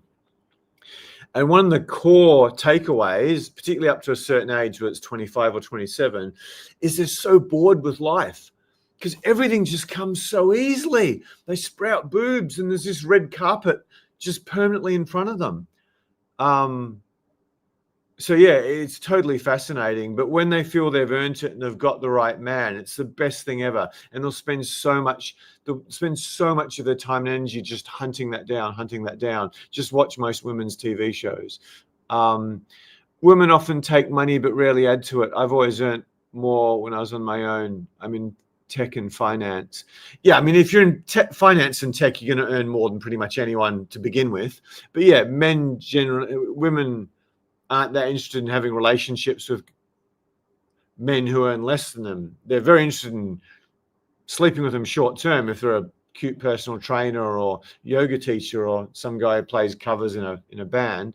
I was in finance. I was earning more money than anyone I knew by far. Like, was it way more than my dad earned in a year? I earned in a month. This is in my 20s. So yeah, finance and tech outpay every other industry by far. Probably have some of the biggest egos too, as fellows. Finance guys have an ego you can't judge. This is valuable. Some celebrities said, I hung out with actors and celebrities, the most famous people in the world, and they had these huge egos. Then I got involved with some of these hedge fund and private equity guys. It's like the actors were like nothing compared to the finance guys. It was like, if you paid more than your engineer dad earns in a month when you're in your 20s, you tend to get a bit of a high opinion of yourself. It's hard not to. But anyway, and being surrounded by people like that, it just compounds. But anyway, I started let's take guys out to bars and bookstores and teach them how to meet their dream girl thing. And that's not quite as good a business model as finance, to put it mildly. Okay, that's a bit boring. Tess, just hop in. I'm just trying to get to the next point. You can do it, Tess. You're somewhat prettier than me. Some people wonder why autism hasn't been bred out of the gene pool through natural selection, since it impacts people when making connections and forming relationships. I'm not really sure how to comment on this. I think autism, I can't comment on this. I don't know how. I know that there's been an increase in the prevalence of autism, and I don't think it's just genetic. So, but I'm not going to comment on that. I'm not an expert. So. I am a semi-expert in that. How do I put this in a euphemism?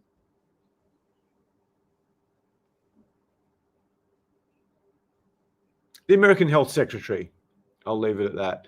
My understanding is that there are environmental things as well that attribute potentially. So it's not just natural selection. It's not just genetics. Yeah. And Charles, did you have anything else you want to add there? Charles D, the right guy, not any guy. I don't know if he's still here. We've got another guy who I think works in finance who sounds very, very successful. And yeah, women throw themselves at him all the time. But I've coached so many hedge funds, private equity, hedge fund, private equity, broker, corporate finance. And it's the same thing. I mean, a lot of these guys come to me and they've slept with hundreds of girls already. But why are they paying me the money they do, particularly for private training, if they've slept with hundreds of girls? Because they haven't found the girl they want. Or when they do, they've made big mistakes. Generally, they haven't found her because they're just so happy with, the oceans of pretty hot girls who just throw themselves at them. But yeah, that doesn't make for a happy life when things come too easy. And many of them actually don't learn skills that guys who earn a fraction of what they are or aren't as handsome do, because they don't need to. Just like hot girls are often the most clueless with men. They're just completely clueless because they've never needed to learn the skills. They've had high status guys throwing themselves at them as soon as they saw their pretty face and nice chest.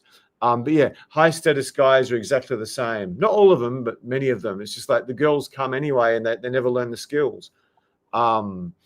So that's true for most of my finance friends other than one. And they had horrible, horrible marriages, and what happened to their kids after the divorces and the separation. And yeah, I think one guy, I mean, the ultimate story is Rupert Murdoch. Jerry Hall said he's had whatever, he's been married 4 times or 5 times. He's only slept with 4 or 5 girls. And Rupert Murdoch's a tiny bit more intelligent, successful, and impressive than I will ever be in the next 1,000 lifetimes. I think Trump goes to Fashion Week and he thinks he's got to actually marry the girl in order to get her into bed, from the anecdote I remember. Anyway, let's get back to the points. Some great comments tonight, guys. We've definitely retained people. You people watching in replay, give us feedback. Help us help you better. Do you like the amount of time and energy we devote to comments? I think that's one of the most valuable things, along with some of the stories I tell you. So yeah, give us feedback on how we can serve you guys better, because we're giving our time anyway. We might as well maximize the ROI you get. Fix the internet would be one. Has my internet improved, by the way, Tess? It has improved, yeah, James, thank you. And also, guys, don't forget to like and subscribe. That'll really help us give you more help, give you as much value as we can here. Don't forget to like and subscribe. I'm going to post a little link in the chat, which will make it super easy for you guys. You can just click it, and that'll get you right to where you need to go to like and subscribe. So I really appreciate it if you guys could do that for us. Thank you.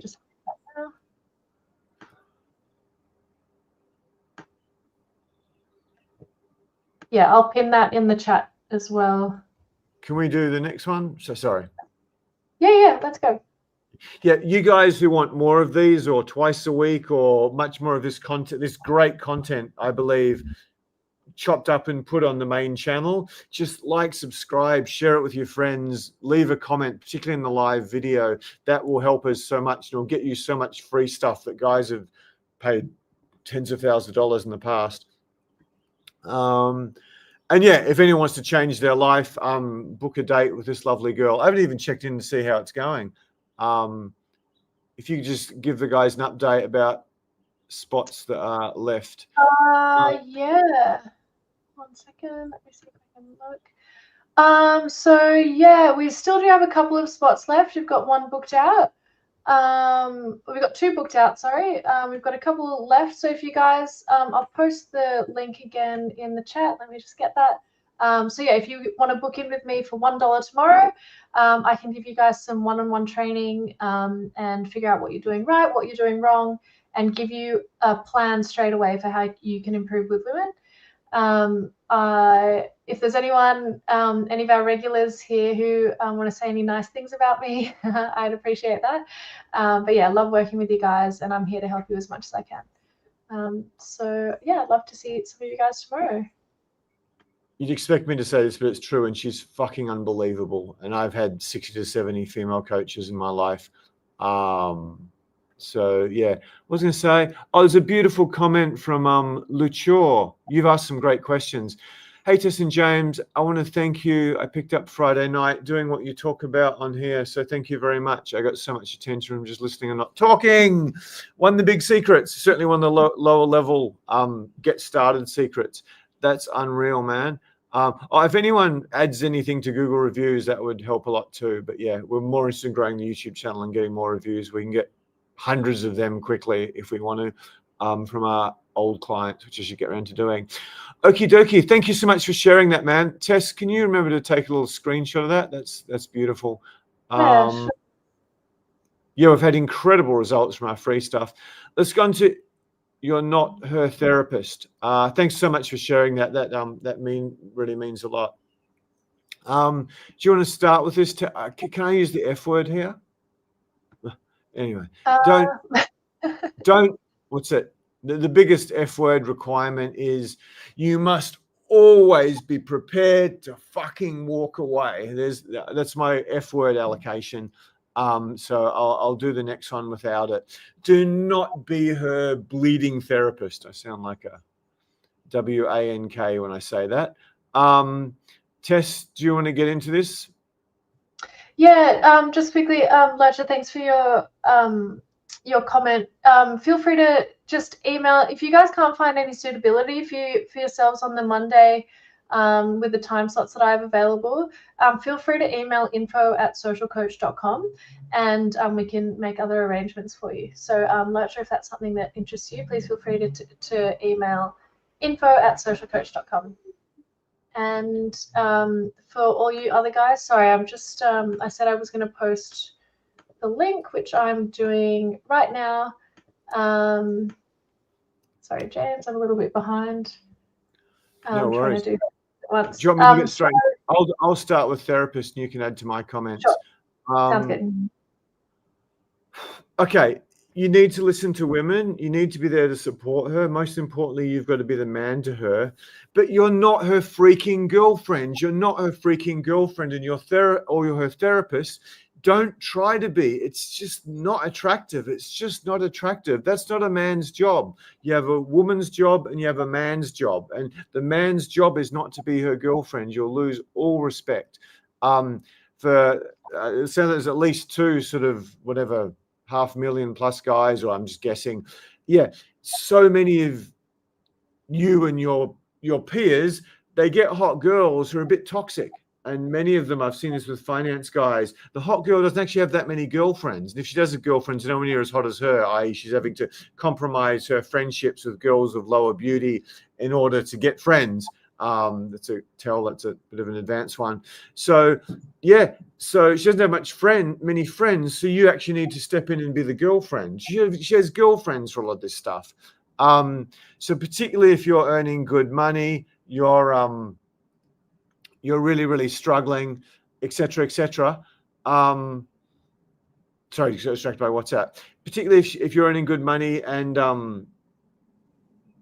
yeah, you've got a full day and you've got a lot of stress. You can't come home and just pick up all her stress. So you've got to fast track this. So all the conventional wisdom about men and women is just got to sit and listen and hear them vent and all this. And I'm not saying that's not true to some extent, but if you're a pretty successful guy, you don't want to be her girlfriend. So this is insanely valuable. So many problems with women can be solved with a good, long, what I call hippie hug, which we teach guys to do on our boot camp with breathing techniques and stuff. So many of your woman problems, particularly if you've got a high quality woman, can be solved just by giving her a hug. I'm not saying you don't need to listen to her vent and rant, but yeah, so many successful guys I coach listen to some relationship coach. Oh, you got to hear her feelings and all that. And you do to some extent, but I think it's massively overdone. If you're coming home from work several days a week and she's just, this girl at Pilates stole the good machine, or maybe if you've got kids, it's a bit different. You've got to actually sit and listen to what's happening with your kids. Or my girlfriend such and such is being a bitch, or, my mum's not treating you. If you're just getting your stuff over and over again, that's not major, then yeah, that's probably not a high quality woman you've got, particularly if your time's worth a lot of money. And yeah, hugs can get rid of so much of it. Tess, do you want to add anything to that? Sorry, I'm just laughing a little bit because I've had some relationships. It's been the opposite way around. I'm like, I just don't have time to listen to this right now. Sorry. But yeah, I completely agree. I think that when you do become her therapist or her girlfriend, or that dynamic is set, it really takes away from the sexual dynamic. So to have a good sexual dynamic, I think there needs to be polarity between masculinity and femininity, right? But when you become a therapist and you become a best friend who just listens to all of this stuff, and it's not sexy. It's not sexy. I'm not saying that you should just shut it out. Like, obviously, you've got to hear her out, but you don't want to you don't want to be her emotional tampon. You don't want to just absorb all of that and create that dynamic where it's more about just being friends than having a strong sexual dynamic. Which way is that comment? That might be comment of the month from Luke. We get some good ones. Yeah.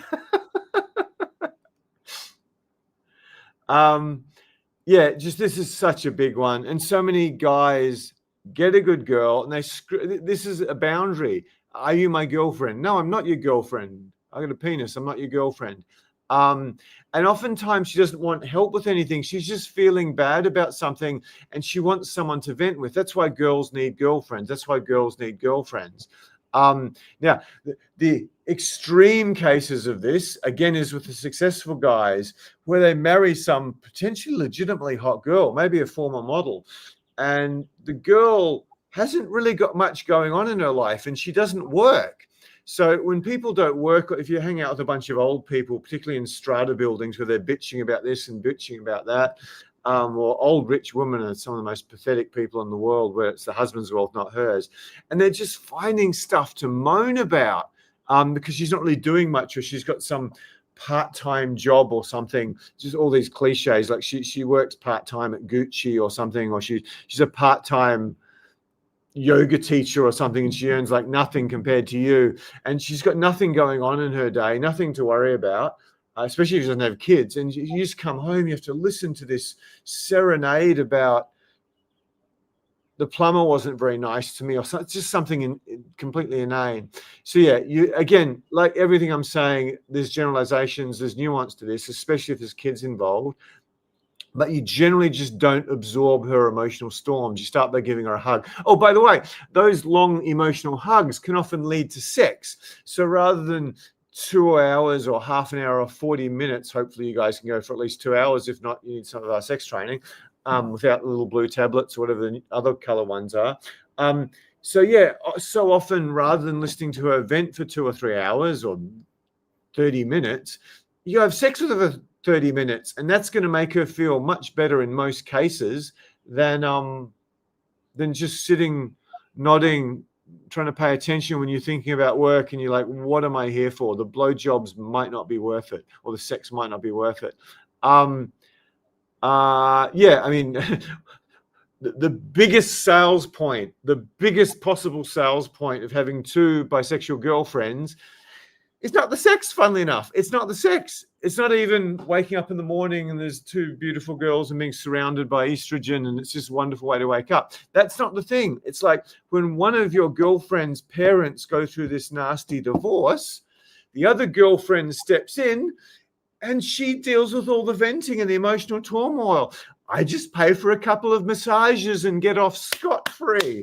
I get all the sex, but I don't need to deal with the other stuff. It's wonderful. It's wonderful. It's like so good it's not funny.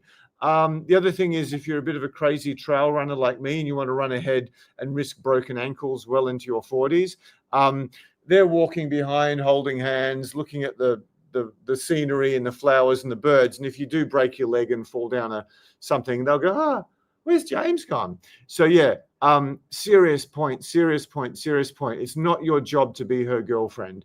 Tess, you want to add anything to that rant? No, that's a good one, James. I think. Tess she doesn't like my rant. She cuts me off. So yeah, you got to rate my rants out of 10. Falling down a hole or something. That story, I don't know, made me laugh. Sorry? I was just imagining you falling down a hole or something, breaking your leg. I don't know, the picture made me laugh. Sorry. Yeah, I like girls who I can go hiking with, but if I go hiking with a girl, it's like, even if she's 25 years younger than me, it's like, I want to run. Who wants to just walk and hike? I want to run as fast as I can down the steepest hill and up the steepest hill and actually get some fitness out of this thing. And we're going to do this again. Sorry, this is important to me. Can you put the tampon comment up, please? We better get into the next one. We'll put that back later. Yeah, you're not her emotional tampon. You're not her girlfriend, and you're sure as hell not her therapist. Muchas gracias, merci beaucoup. Okay, let's get on to the next point. Otherwise, I'll make the wonderful, wonderful Tess a bit upset. You want to get started on this? I might just visit that little room. Sure. So yeah, don't use money, career, things, or status. So yeah, guys, this is where women will not have respect for you again. I mean, James said that oftentimes when you're showering her with gifts and showing her an amazing time, blah blah blah, you set an expectation, but she also can often make it more difficult to to get to bed or progress things in that regard, because she's using you. She's using you for your money. And if this is what you are presenting of yourself as value to the woman, you're definitely going to be attracting the kind of women who are gold diggers or who are just using you for superficial things. So this is why we say, in early dating, have a date plan that doesn't involve spending a huge amount of money. Don't sell yourself by flashing expensive things or showering her with gifts early on, etc. It's you're going to set that expectation and she's not going to respect you. And also it's taking away from her getting to know you for who you are beyond that stuff. If your whole personality is just money, career, and things, it's not really that attractive to women, unless they're a gold digger. So if you're wanting to connect with high value women who aren't just superficial, then that's not what you should be selling to them. And again, you don't want to be setting up this sort of situation so that's what she expects as well. And in the early part of dating, if you're investing a huge amount of money on women who you're not sure where things are going to go, it's potentially wasted. Why would you invest before you know if it's a good investment or not? Don't ditch all the expensive fancy dinners on the first date. Do something low key where you can just focus on actually building authentic connection with a woman. Oh, James, you're just muted. There we go. Why is it such great wisdom comes when you're holding your old fella and urinating? I don't know. What's come to you, James? Yeah, I just remembered that happening today when I was preparing the content. The story where I didn't have to deal with anything of this horrible, horrific divorce where the girl was basically fallen to pieces legitimately. I paid for 2 massages, one kahuna and one with my regular masseuse. After that kahuna massage, I took her out to dinner, and my girlfriend was having serious emotional problems getting through this. Not because there's anything wrong with her, just because of how horrible and toxic the parents' divorce was and the way her father acted. I got potentially the biggest hug of probably the biggest hug of our relationship, one of the biggest hugs second biggest hug I've ever had in my life, not for sitting, holding her hand, supporting her through the relationship, simply for buying her a massage that cost me like $140. So, whereas my other girlfriend had to put up with, I don't even know, months of just, and not because she's a bad person, just because the poor girl went through hell when she was like 23 or 24 or something. Don't be her girlfriend. Try not to be her girlfriend. This might not be the best example to say it, because if her parents are just going through this hell divorce, you might want to be her girlfriend a bit. Very, very good points. Thanks, Tess. So, yeah, Tess has probably covered some of this. Stop leading with what you own, earn, drive, do. There's at least two presumably high net worth guys who've been on tonight. Wait for her to ask. Wait for her to ask. Wait for her to ask. Every woman will ask. You've got some sort of read on which ones are quality and whether they're interested in you or your career by seeing how long she waits till she asks. Does that make sense? Now, the really smart gold diggers will know to look at your shoes and watch and wait so they don't scream out gold digger. But what sort of car do you drive? But yeah, that's a pretty good benchmark. Do not, under any circumstances, buy her attention. Don't offer to buy her a drink unless you've already been talking to her for a fair period of time and you're getting one yourself. Don't ever take her out to expensive dinners prior to sex. And really, I don't really do it to the 1 year anniversary if she's very, very special. Don't ever buy her flowers early on. The one exception, which again, I probably wouldn't do prior to sex, I may have at some point in my life, is you might just get her a single red rose, which, you know, even in Manhattan, hopefully is a $5 investment or something, if that, maybe more. But no more, no flowers. I've been on about this before. Date planning is something we should probably talk about because that's one of the key things that no guy gets right. You have a date that sort of shows off your hobbies and interests that's very inexpensive. You do not take her out to dinners. If you've got one hint of skill, you don't take her to the theater or the movies or something. Again, I train through stories, and this is a good one. A client of mine, a very, very handsome client, had a close friend who was even hotter than him, apparently. And he got a girl, and she was really attractive, but she wasn't like the hottest girl he'd ever been with. He certainly wasn't the hottest girl who threw herself at him, but he loved her. So he did what my good friend did and just swept her off her feet. My friend did with his celebrity connections and his lifestyle and his networking skills. This guy did it much more with money. So I can't remember the details. I'm not going to make them up now. I heard this story way more than 10 years ago. But basically it was expensive dinners and, you know, luxury holidays and just, oh, this is the love of my life. I'm just a spoiler. And he did that. Can anyone in the comments guess what he did? Can anyone in the comments guess what he did? Especially the guys who've got some money. I'm not calling you out online, but Luke, I think you've revealed whatever. What he did was like Pavlov's dog. He trained the girl, because he hadn't done our sex training, he trained the girl to only put out when he opened his wallet in a big way. Bought her some gifts, took her to an exorbitantly expensive dinner, took her on a holiday that was very, very expensive. I don't know, I'm making this up. Flew business class or first class or something.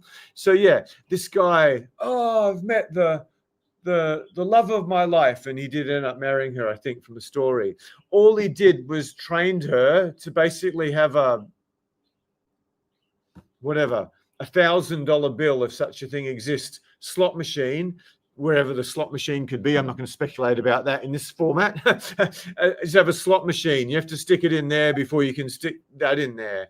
So yeah, guys make this mistake so often. So yeah, you got to set boundaries. Part of that's the money you spend. And yeah, don't use money, career, and status to sort of get her into bed. It's just crazy. So I screwed up a little bit. The ideal situation is, in terms of the order, is she offers to pay. That's a bit of a test of whether you've got a good girl or not. Generally, no woman ever pays for the first 2 or 3 dates. Just never. That's an amateur move. But you keep it inexpensive. You don't try to buy your way into her pants. And for attractive girls, that is one of the most grotesque thing ever. And this is pre-Instagram. If Tess wanted to put up some sexy bikini shots on Instagram, she'd have more offers than she could ever poke a stick at. and she wouldn't even need that many. I mean, it's the same for any girl. They don't need to be as attractive as Tess to get that either. Again, there's got to be some generalizations in this. If you're a hedge fund guy and you like very expensive dinners, you don't ask a student or a first-year grad to sort of drop. Some friends of mine took me to a steak place in Melbourne. I can't remember what it cost. The steak was like $600 or something. I'm just like, what? It's just crazy. If that's your taste in life, this sort of $600 and $800 steaks, then yeah, you don't take your 23-year-old girlfriend and expect her to pay half, obviously. So she might get you a cup of coffee afterwards. If you take a girl who's a lot younger than you, who doesn't know anything like you, on a holiday and you want to have a nice holiday, you don't expect her to pay half of that, but you make sure she covers her end, whether it's she takes you out to a nice dinner, or I don't know, maybe she pays for skydiving or a canoe trip, or just, I don't know, I'm just making this up. I'm not giving you the best examples. I've shared this before, but with my two long-term by girlfriends, I took one out to the birthday of another. I think she might have been 23 at this stage. I was probably 42. And she pulls out and starts, pulling cash out and saying, "Oh, how much do I pay?" I said, "No, you're not paying tonight. It's X, what it's girl X's birthday." So you want to have, it's not just they always pay, but if you're a high value guy and you want a high value woman, try to make money as little as a factor as possible. I mean, that's been one of my big secrets. And I know it's 12 to 15 women, including quite a number of models, have gone, "You're the tightest, scummiest guy I've ever met in my life." And my standard line, which I probably perfected when I was more promiscuous, I go, "Oh, it's no my fault. My mum and dad come from Glasgow, the tightest people in the whole world." I screwed that Scottish accent up. Sorry to Scottish people. So you never buy her time, never buy her affection.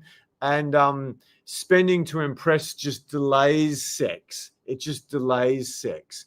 And it calls open, shows you're clueless, and just attracts gold diggers. If you do have quite a bit of money or a fancy house, you might get a lot of climber girls who just want to take a picture from your balcony overlooking the harbor or the water from your balcony, or take a picture in your red sports car or something. Tess, anything more to add to that? No, I think that was pretty much exactly in line with what I was saying as well. Yeah, I completely agree with that. If any of you guys agree with what we've said, or if any of this resonates with you, feel free to chuck a comment in. Any other questions tonight as well that we haven't addressed, feel free to chuck your questions in before we wrap up tonight. As always, remember to... just one thing, Tess. Sorry, I thought you were wrapping up. No. Sorry. I really want to work with Tess, but Mondays are terrible for me. Okay, when this video there's the other link. I'm so bad at this. How do we do this? I'll figure it out in a bit. There's another link you can book where you're contacted and you can make a time from there. The most fail-safe thing is info@Social Coach. Tess, could you possibly put that in the chat? Email there, and I'll try to put the other link in the chat. I wonder if I can do this quickly. I won't be able to do it quick enough. I'll piss people around because I'm a slow old man. I forgot to say it 5 times, like my successful friends told me. For any people watching the replay, there's a lot of Americans have been watching this. There'll be a link in the chat where we can work out a time for you. It doesn't all need to be tomorrow. Ralph, one of our beloved regulars. Tess, you are better reading of these than me. Yeah, I've called it quits with the depressed woman with a job who lives with her mum. This is Ralph. You indicated that you were dating this woman, I think a couple of weeks ago. You were wondering where to take things. So yeah, you said she was using me as an emotional tampon, and I was just tired listening. The juice wasn't worth the squeeze. Okay, cool, Ralph. So yeah, you can see that dynamic was obviously, you'd probably established that dynamic over a period of time. And just wasn't working, not sexy. So thank you. Thanks for agreeing with us there, and you've experienced that firsthand. What else? I think there are a couple of questions a little bit earlier on, James. If you could just check them out. I'm just retrieving the link, which I'm not particularly good at, but I'm nearly there.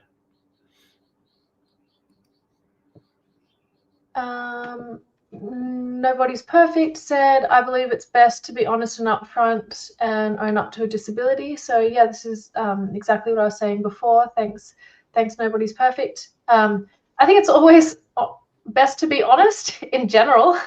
You know, if you lie about something and then it's likely going to come back to bite you. So there's no point in lying about things. Best thing is to own any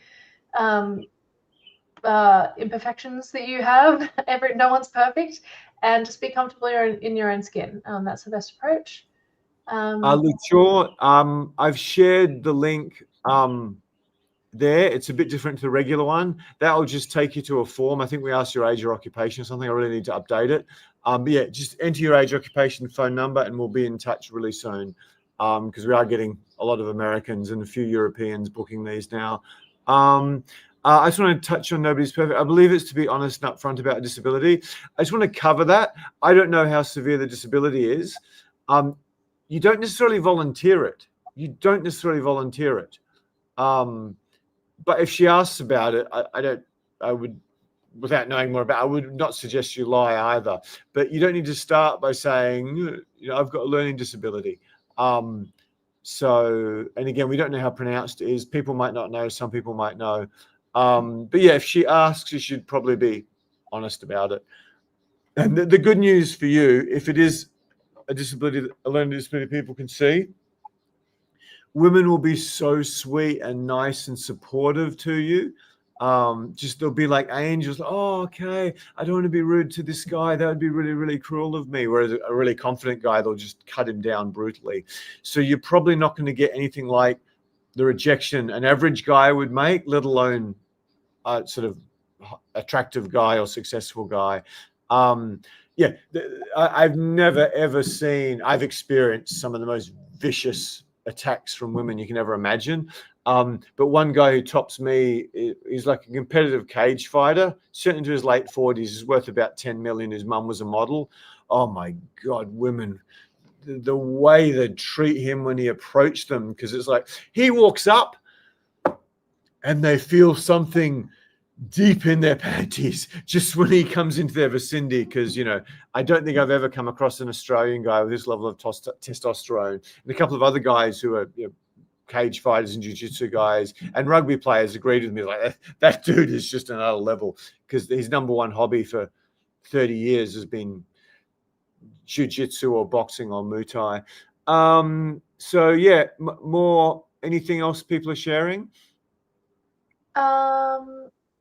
Ralph says, question, do most women prefer an average looking guy who is very confident over a very handsome man who is insecure?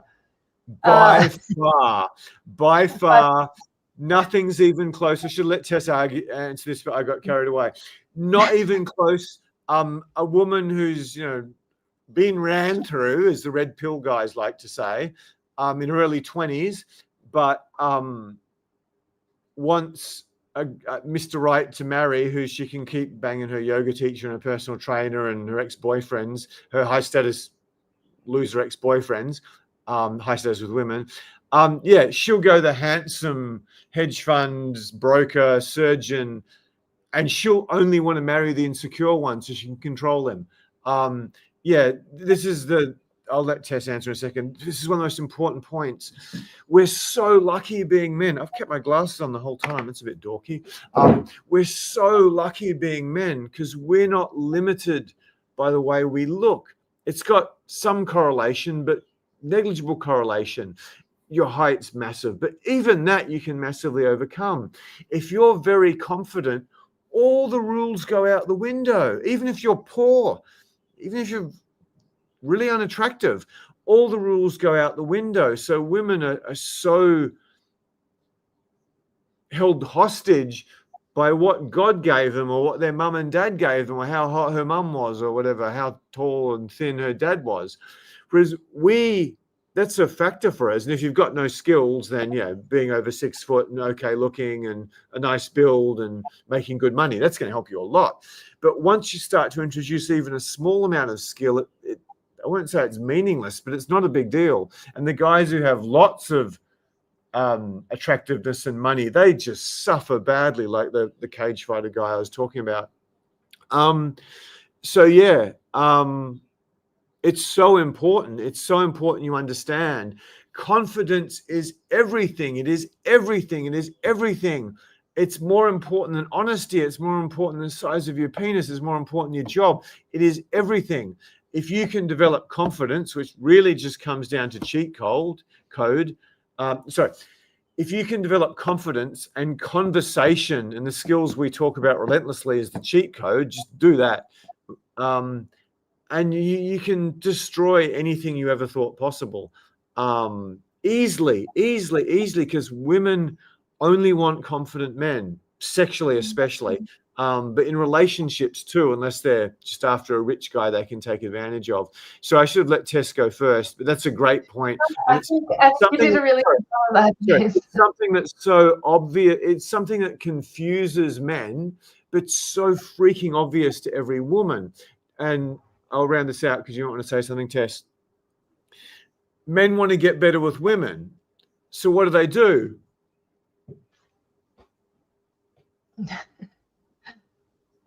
It's me, you see my little skinny arms doing, we do this, and some of us eat vast amounts of protein that's not good for you, and some of us eat this shakes that are terrible for you to get more protein, get more muscle, get more chips. Because we think, I'm really attracted to a girl with a swimsuit model body. So if I get like a football player or a Men's Health cover model body, women are going to be really attracted to me. No, that's stupid. That's stupid. Women think it's stupid. A bunch of my model female trainers, they don't even like guys like that. They think they're vain or stupid. Or Val says he should be spending more time making money for me, not the perfect body to attract the other girls. So just put all this crap out your mind. But the thing is, men build muscles to try to get women. And what do women do? They try to dress better. It's an expensive designer label that fits me perfectly. Who gives a shit? How big are your boobs? How long are your legs? How symmetrical are your features? How thick is your hair? How pretty are your eyes? How flat is your stomach? That's all we care about. So this is a great rant, Laurel. Thank you. So many men think you gotta have these big muscles. I mean, most of the guys I met who are insane with women don't even have muscles. We're too busy screwing to get muscles. The only muscles we get is when the girl's directly in front of us. Her legs are over there, your legs are over there. This is the only way I got muscles for years. It's like I'd get a towel and hold on to it. I'd be like, that would be my muscles and my back exercise. I'm not going to the gym lifting weights. I'm too busy having sex with my part-time. And I didn't need abs because, once you start getting threesomes with girls, you don't need to worry about doing fucking sit-ups when you got 2 by girlfriends. Let me tell you that. You got the best abs on the planet. Anyway, why did I get started? I always tend to rant at the end. Maybe it annoys Tess. So forget about how you look within reason. Just become confident, which means social skills. What's my company called? Social coach, not pick up dude or attract women, because the core thing of pick up women or attract women is to get elite level social skills, which also roll into other parts of life. Luke's got another question. He's getting VIP service for comment of the month. Tess, do you think most women can determine when they meet a man of means? Well, it depends. Is that what you present, how you present yourself? If you just dress in a way that doesn't give away any of that, or you're not showering her with gifts or going to expensive places on in your initial dates, or showing off a flashy car or anything, why would she how would she be able to pick up on that? She probably wouldn't, because if you focus more on connecting around deeper things, she wouldn't be able to determine your your worth in terms of money. So I think that women are pretty perceptive to this sort of thing, but if you don't give clues towards it, then yeah, no. So yeah, that's my answer. One of the wonderful, wonderful things about Tess, who probably when I'm not in the room, is some very rich guys hurling themselves at her when she's coaching them. Tess probably gets more than average, probably more than any. One of the things about Tess is she's not really a gold digger, but I'm not disagreeing with her necessarily. But yeah, women just know. They're so intuitive. They've just got a way of smelling a guy.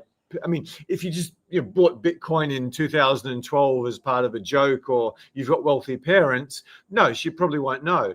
But if you've actually done the hard work, put in the time, risen up status hierarchies, learnt to sell, learnt to be very good at coding or financial analysis or running a business, I think they know. They just know. You carry yourself in a way that other men don't. Even if you're clueless with women, you still carry yourself in a certain way. I do agree with that, yeah. One of the books that influenced me, that helped me the most in many areas of life, Money in a Man's Pocket. No, nothing puts confidence in a man's stride like money suddenly appearing in his wallet. That's not verbatim, but that's close. And if you've had no money and then you've made a lot, it's possibly where some of my ego comes from. Apart from hanging out with finance guys who think they're superior to everyone. Yeah, they know. You can hide it as much as you can, and I don't know how rich you are, whether it's a few million or tens of millions or whatever. But yeah, so much of your success with women will come from downplaying that. Apart from just banging a bunch of users who want a picture in your Aston Martin to post to their other insecure user girlfriends, in between sucking DJs Watsits on the weekend. You can see I've got a very high opinion of the average clueless party girl in our culture. I've tended to avoid them mostly. Any more comments, or is Tess gonna get on with her life? Let me have a look. We might have missed a couple. I'm just scanning through now.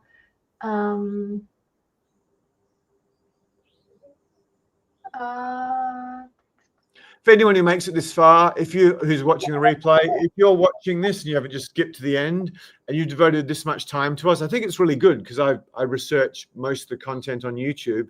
So I research the subject I'm going to do, and I certainly look at AI. But yeah, the value per minute you get from working with this wonderful lady, just approaching her a few times and going on a date. I mean, you could watch tens of thousands of hours of YouTube and get the same value in 45 minutes. I mean, I think this is amazing. It's stuff we've only really charged guys. Some of this is amazing. It's really stuff we've really only charged guys a lot of money for. But yeah, it's good. You should keep watching. But yeah, just working with Tess one-on-one. Oh, I meant to do that. I don't want to upset the lovely Tess, but I had a whole list of just absurdly bad AI advice. And this is the stuff that just the other dating coaches. I might share one or two. We can save the others for the next one, if I can find the right thing. Tess, any more questions or comments? No, I think we got through the questions and comments. Guys, if we have missed anything, please just put that in the chat for us now so we can address them. We do like to get to everyone's questions, but I think we have covered them, James. Okay, well, I'll just give you guys one or two shocking pieces of if I can find it quickly. Okay, I'm just reading this verbatim. Okay, when you're dating a hot girl, this is what you should have: zero flakiness tolerance. Respect your schedule. Boundary. If you cancel last minute without good reason, we're done, honey. We're done. I'm adding honey. No rescheduling drama. Appeals to busy professionals. Filter unreliable women. Reducing approach anxiety by setting early standards. You got to be no clue. Who said that? They've never slept with an attractive woman in their life unless they were a famous movie star. They've got no clue. That's one of the first boundaries an attractive woman says. screwing around with your time. That's one of her first, delaying sex. So if you just go, no, I'm not putting up with that for 1 second, I mean, you're never going to get a decent girl in your life because they're going to be testing that relentlessly. If anyone thinks this is good in the replay or the live, please let me know. It's so dangerous. Everyone's worried about AI is going to wipe them out. I'm pretty safe because I deliver world-class events with real-life women whose value is dropping precipitously with AI because you don't need models anymore. You just ask Grok AI or whatever it is.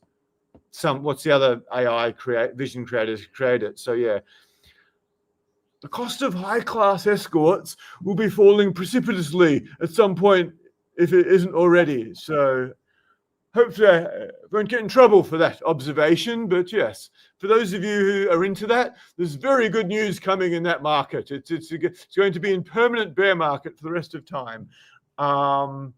Not my thing at all, but I don't know. They might be going up. I don't know. I've never tested it, but I'm pretty sure I'm right. Because yeah, they're not going to be doing all their little department store underwear catalogs anymore because they're just going to push a few buttons and then have someone way hotter than her. If anyone finds this amusing or they just think I'm stupid, I'd love some feedback on that. Jess just thinks I'm stupid. I can tell by the smile. So I think I'll give you guys one more. We'll save some of these for another time. Okay, I'm just reading these out loud. People aren't leaving, so someone likes it. Zero flakiness tolerance. Emotional independence. Sorry, I'm going to read this in front of you. I'm going to do my favorite client ever who's going to inherit a whole stack of money, hundreds of millions of pounds from a famous family, hundreds of millions of quid, I tell you. Probably wouldn't say quid. Used to call me old boy. Don't tolerate neediness or constant validation. Boundary. I handle my shit. You should handle yours, young lady. I did, young lady. We support, not rescue each other. Apparently, it draws out high-value women, protects against toxic heartbreak. Your high-status guys dread. My little add-on was, if you're going to follow that advice, learn to love the taste of the male penis because you're going to need it. Yeah, that's insane.